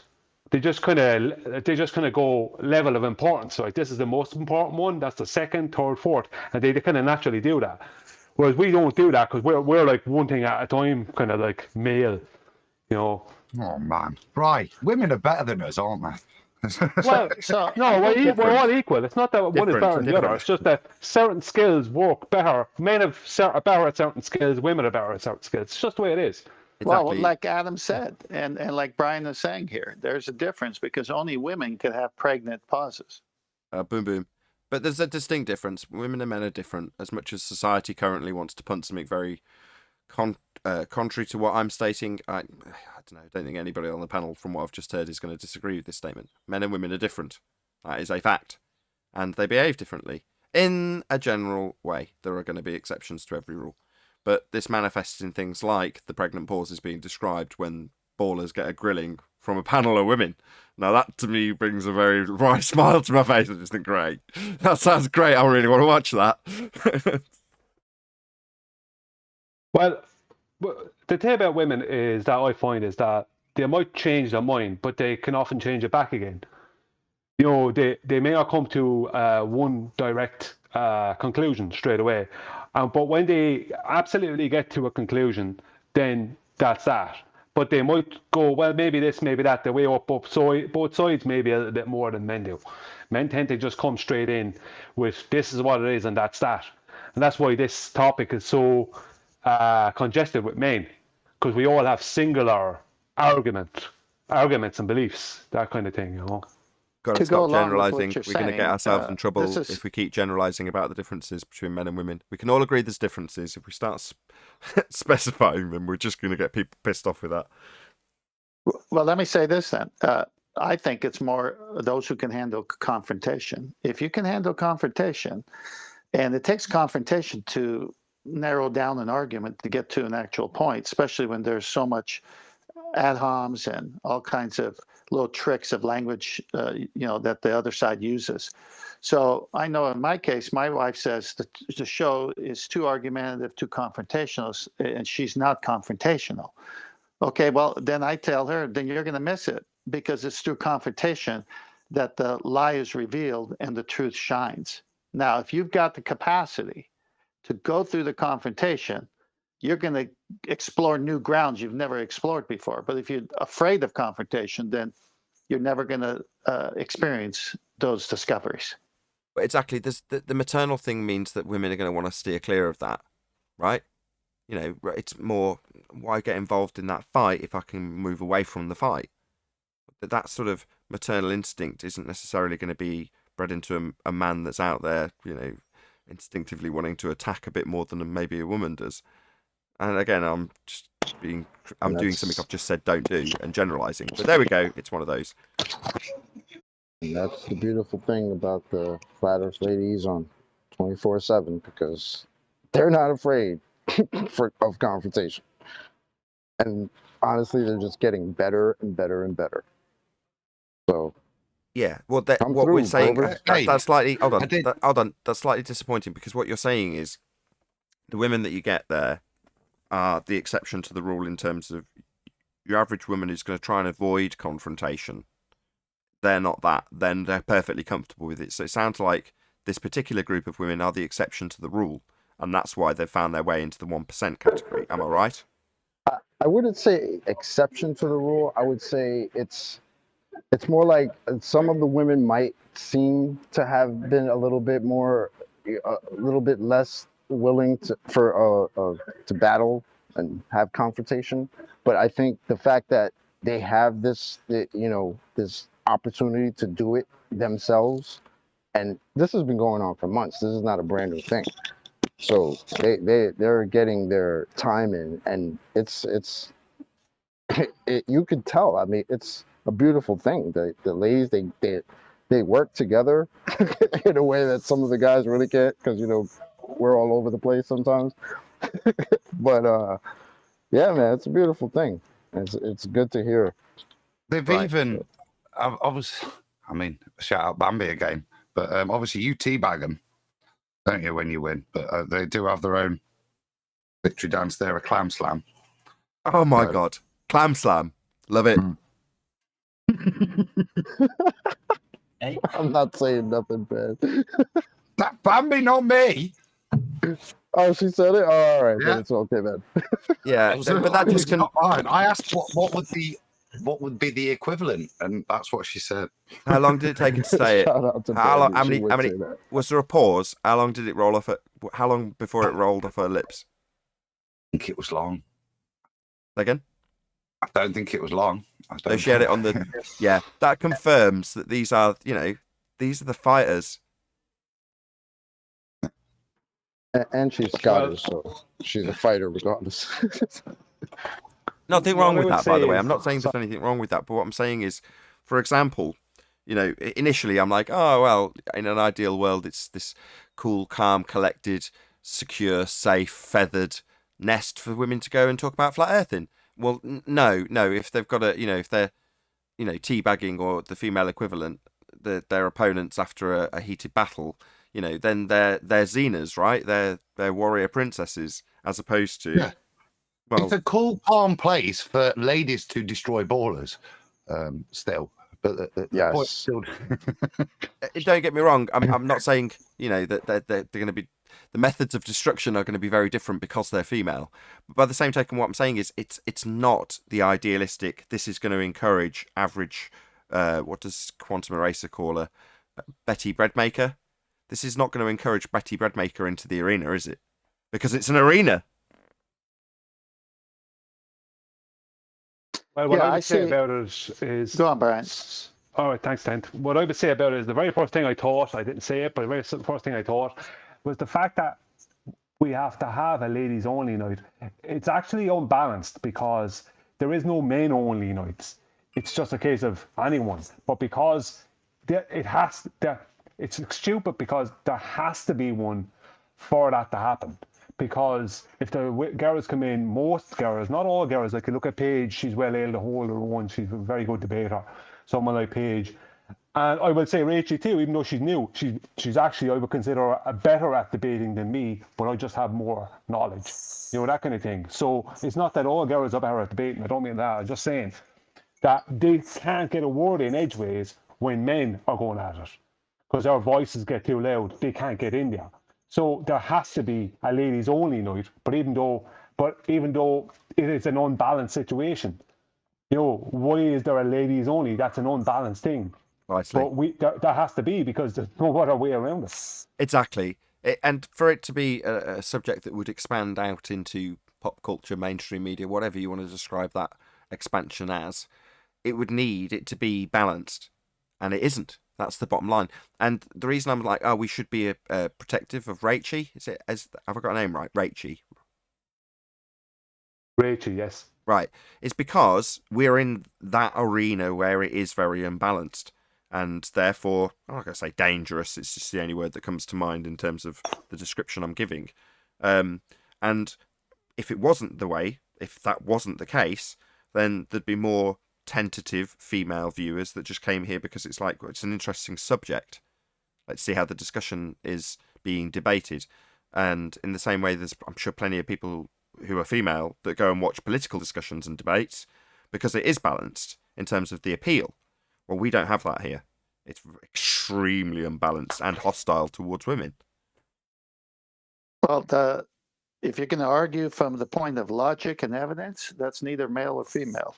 If you're going to say men on this show and other shows that have mostly men get into more aggressive tones, let's say, versus the ladies, if they both use the same evidence and the same logic, you're starting off with, hey, this is what we perceive to be true based on true science, and what you're saying doesn't match true science. Let's have a discussion. Well, if the ballers, as shown today on this show, there's not one baller that's come on the show today. So look at our conversation. It's not hostile. It's not raging. We're able to go deep into some subjects, talk about others. The minute the baller comes on, he doesn't want to look at the evidence. He wants to ad hom and start a fight because the evidence has killed him already. So it's evidence-based, logical-based. It wouldn't matter if it's a male or female. It's a public relations thing. It's a marketing thing. You know, our opponents aren't us. So it's really our issue in terms of the ability we have to make our audience comfortable if they're female. That's our responsibility, really. So I don't know if my suggestion that we should be more protective towards someone like Rachel is the right attitude to take at all. I actually regret saying it now, because it might not be the right attitude to take to encourage a more balanced arena. I don't know what to do. That's why I'm putting it out there. I can't remember. I'm racking my brains for what it was that Anthony said that's sort of spurred off this conversation. There was something specific that Anthony said. I just can't remember what it was now, but that was the beginning of this conversation. Wasn't it to do with it was to do with conspiracy cats and how conspiracy cats is seems to have people arguing his fight for him on his behalf by proxy. No, it was that you specifically positioned that it's a personal basis for their attacks most of the time. Oh yeah, it is. They'll attack the person all the time. That's why Patricia got treated so badly. Right, that's why. That's exactly right. So it comes full circle. Perfect. Thank you for reminding me now. Exactly. So if you're in an arena where the personal vitriol and attacks are ramped up when it's someone female, then that's why I suggest, although I'm slightly regretting it now, that we should be more protective towards these persons or people that are female who come into the arena and are few and far between. Then you fancy them. And also I want to get in bed with them. Yes, of course, Anthony, that's the only motivation here. No, not in a size. It's not that. It's more that we have an unbalanced arena and the expansion of the subject matter requires that it be balanced, and it isn't. Now, we can look to our opponents and blame them, or take responsibility and say, well, what is it that we could do better in order to make this arena more comfortable to women? Now, the reality is, regardless of anybody's criticism in the comments, this is why I can say these statements, I've got the stats. I know how hospitable it is to women. You don't need to question this in terms of the validity. I can just present the stats and say, no, this isn't a nice place for women, or they'd be here, and they're not. Well, I think with let's say more women that are new to it, I think being a bit protective is okay once it doesn't border on the point of being disrespectful. The best thing you can do, I found, well, not so much the best thing I did. This sounds male chauvinist as well, but what I do, what I've done with Rachie is I say, look, ask me whatever you want to ask me, and I'll answer it, and that's what I do. So I might get a message once every 2 weeks, or I might not get any message. You know what I mean? It's just like it's kind of like if I'm open for, if she asks me something, I'll give her my honest opinion or whatever bit of knowledge I have on it, and that's all I can do. Like you can't stop. Let's just say the likes of conspiracy cats trying to manipulate his beliefs, you know, forcibly in a kind of a slimy way onto someone like Rachie. Can't do that. But she's not an innocent. Someone like Rachie, she's not an innocent little lamb either. She's very able to hold her own. But at the same time, you have to be able. I think it's hard to explain, Nathan. I know, but it's like just be open to give these newer, especially the newer female flat earthers, give them the opportunity to be able to ask us questions without having to deal with the ballers. Just like ask us a question, give them the answer, and they can go back to the ballers with it. You know, that kind of way. That's all you can do. That's all you can do. Yeah, I'd say, Nathan. I'm into equality, yeah, and so I say, look, whoever it is, you weaponize them with a black swan, and you send them into battle. Doesn't matter, male or female. No, well, it does matter, and I'll tell you why. Because let's say, for the sake of argument, right, that in this particular battle, just for the ease of illustration, every single warrior on the battlefield is 7 feet plus. Yeah. Now, just for illustration and ease of example, they're going to be the males on the battlefield, right? Now, then you get somebody who comes along that's 5 feet on our side. Yeah. Just for ease of analogy, and that's going to be the female in this example. Now, the battleground is obviously debate, but when that person's weaponized and they're sent out into the battlefield amongst the general population of 7-footers all smashing each other's heads in, the other side go, look, somebody who's weak, right? 10 of us head over to that direction, to that particular 5-foot individual right now, and we're going to gang up on them. Now, at that point, the circumstances have changed. So is it chauvinistic to say, well, my male instinct says protect that person because they're going to get absolutely annihilated and pummeled from all directions because they're a particular type of individual, in this case, female? Well, me, you can call me chauvinist, I don't give a shit. I say, no, that requires extra attention. Now, if the person who's getting that protection says, no, the world should be equally dispersed with 5 feet and 7 feet people on this battlefield. Therefore, I should be able to hold my sword. And if I want to take on a 7-footer, I'm not going to have 10 of them come round me. Therefore, I shouldn't need you to come and protect me. It's like, yeah, but that isn't the battleground we're on. I think I understand the point you're making. I think your height depends on your knowledge of the black swan and the intricacies. And I know plenty of 3-foot men on the battlefield. So we should be protecting them all. But to me, if you're going to go on the battlefield, it's up to you to make sure you know how to use your equipment. However, with that in mind, from a purely selfish point of view, it's something back in the Amround days, part of why we wanted to come on. A female voice is really important. If we're going to get this message out, if we're going to win this fight, if it is going to hit mainstream, the only way it's going to go is via a female voice. So, yeah, if you have got a special weapon, not a short weapon, but a special weapon. You want to protect that. You don't want them attacking your super weapon. You look after it so you can use it. So I used. Do you understand the difference in the analogy? I don't see this Train him like weakness a there. There's Roman soldier. gained strength to our side to having a strong female voice. Listen, train them like a Roman soldier. They needed to defend a 10-foot radius. That means 10 in the front, 10 in the back, 10 to the left, 10 to the right. That's why the Roman Empire was so powerful. Yeah, I can see both sides. Nathan is speaking about reality.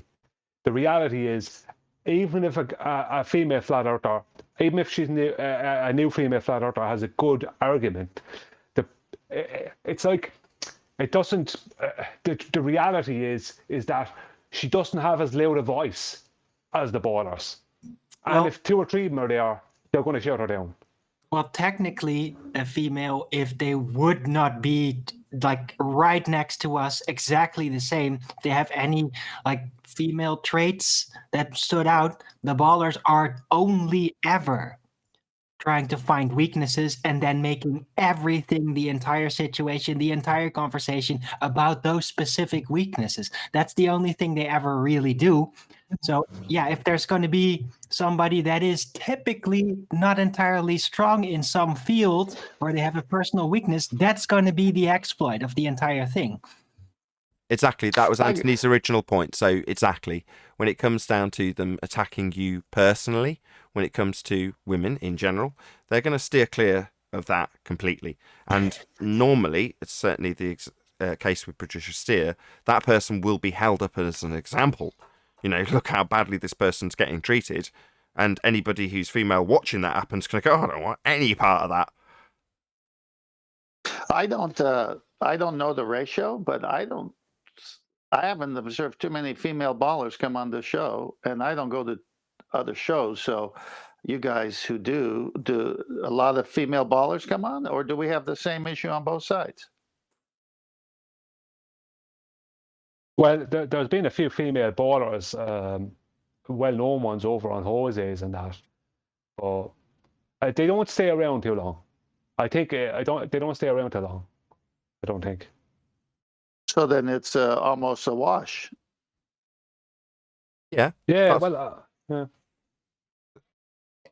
Yeah, but ultimately it's the same. That's why I clarified that the brutality that women have received in this arena comes from both sides of the argument. It's across both sides. In other words, I didn't necessarily exclusively position it with the flat Earth example without saying no. They'll get the vitriol from both sides. It's just male dominated, and because they're female, there's going to be people on their own side that just take a disliking to them and decide to attack them and hold them up in the same way. There's also monsters on the flat Earth side, like in any social arena. Well, what I said to Rachie, and I've said it to her 2 times anyway, if not 3, my advice to her was that I told her straight, they're all predators. I said, even the nice ones are predators. And I think someone, especially a girl, a female who's new in it, they got to learn that themselves.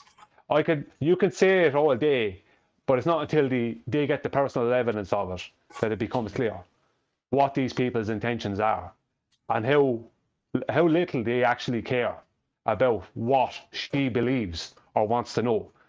Their intent is purely just to stop someone like her, a new flat earth female or male, from becoming not a glober. They want those people to either shut up about it or go back to the globe, one or the other. And that is their intent, 100%. And they'll use any angle they have to accomplish that.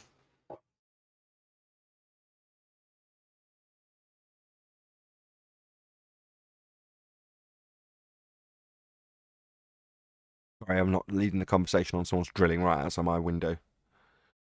Yeah, we heard it. I was going to say, damn, I can hear that fan of your computer.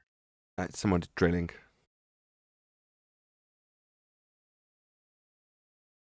What are they drilling for? Yeah, what do you reckon? fitting an extractor fan. Iron, That's Will. iron, That's iron Will molten indeed. core. I take it. See him 5? Yeah, give me 5. Hey, Adam, Adam, you're Adam, off mute. God, Adam, God. Your Bloody problem. amateur. Sorry, it was the dog walk. Sorry. No excuses. Mic discipline, please. Is that drilling for the iron molten core, Nathan, happening outside your residence? Well, I heard that and I thought, oh, it's a good job I'm muted because you can't hear the kids screaming next door. So you probably heard that. I know. I'm sorry. I'm They muted drilling and I'm for going a to take a clue. dog a walk. Sorry, guys. They drilling for a clue. I just put an instructor fan up. They've nearly finished. So what's going on? I listened to your latest 3. What do you call them? Numpty clips. What do you say Numpty again? clips. Keep hearing the end. What clips? Numpty clips. Numpty clips. Yeah, I heard a few numpty clips. So, Anthony, you still here? Yeah. Did you not accuse Ruhif of intentionally trying to alter citations? Yes. He admitted to doing it. It was something to do with. Trying to remember now what was the topic. I can't remember, but just so you know, he's admitted to doing exactly that.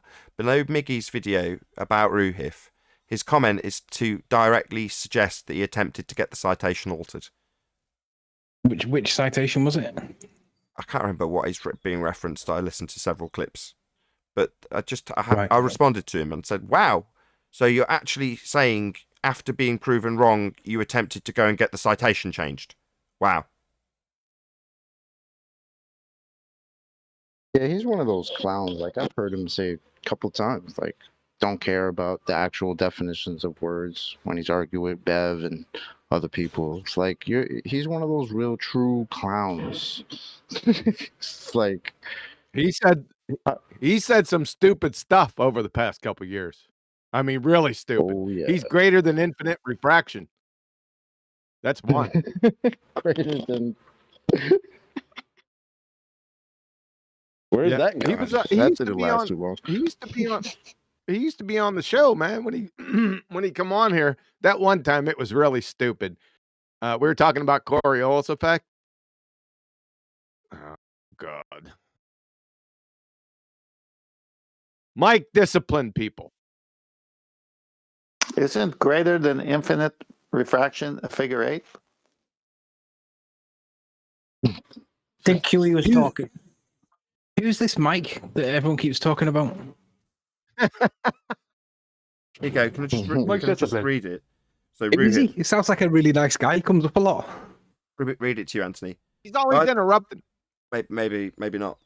By the way, the Lumen Learning page has an, quote, improve this page, end quote, button. So, for shits and giggles, I suggested they change that line that QE quoted, laughing face. So I respond. Yeah, so rather than admit that something might be wrong, they'll just change the story.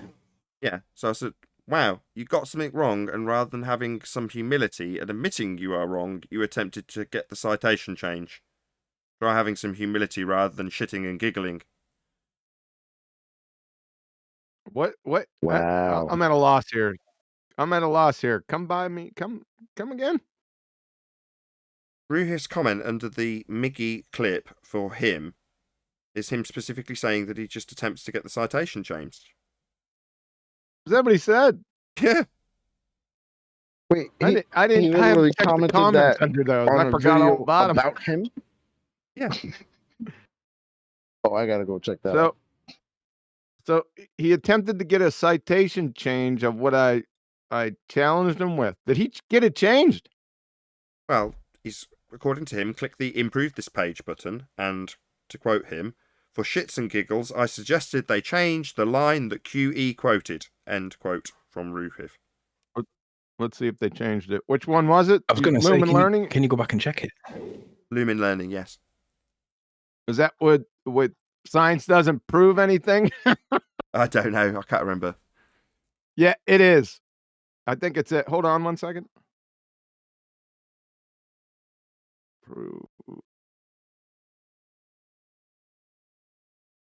Oh, goodness gracious.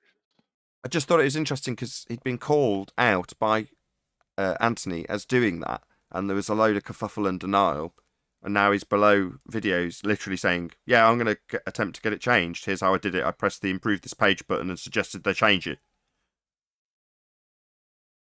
Unbelievable. Yeah, I haven't been looking at the comments underneath those. In fact, I forgot that there were even comments under there.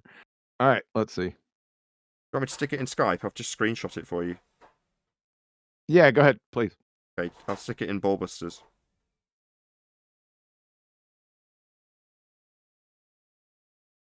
Well, that's nothing new. M. Scott Veach did that same shit.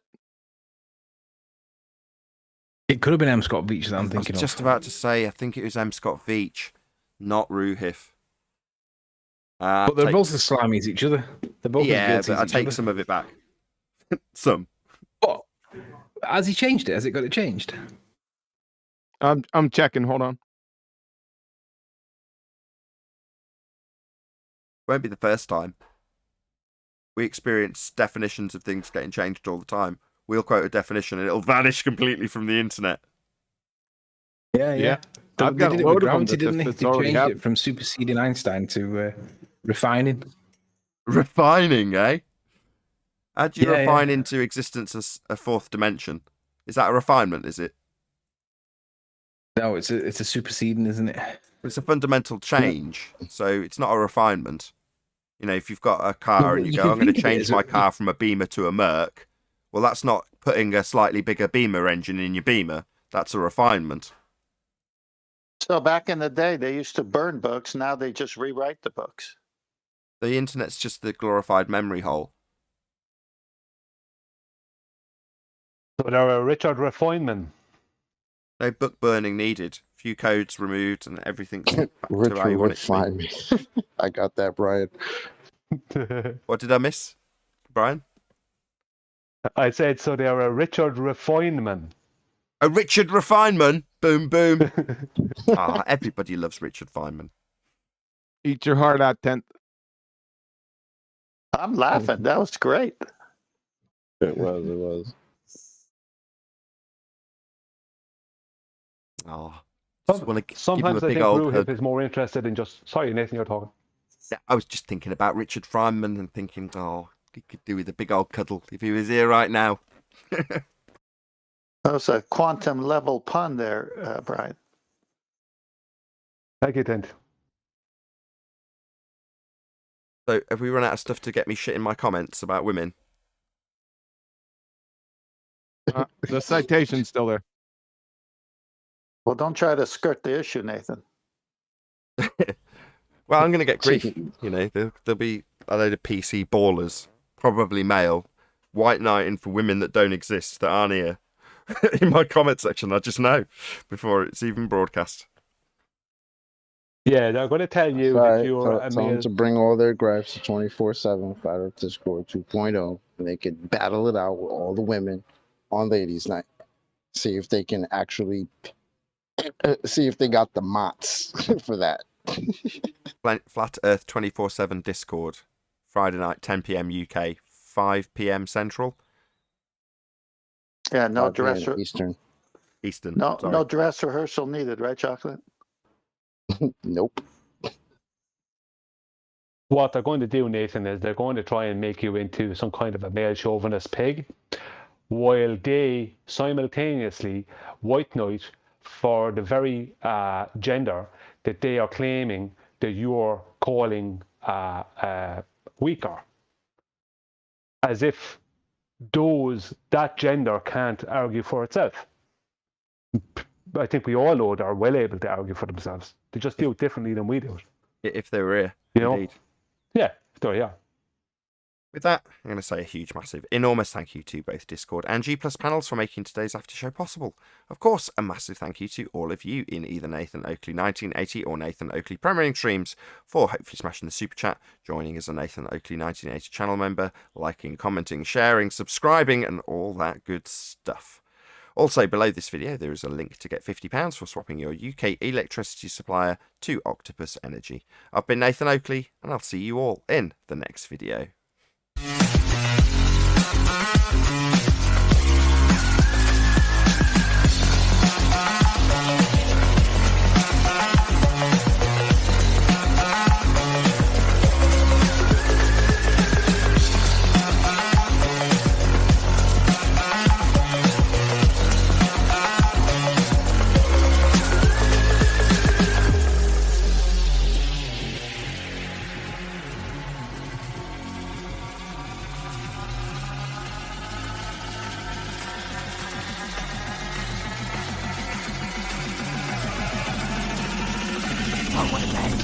What a lovely day!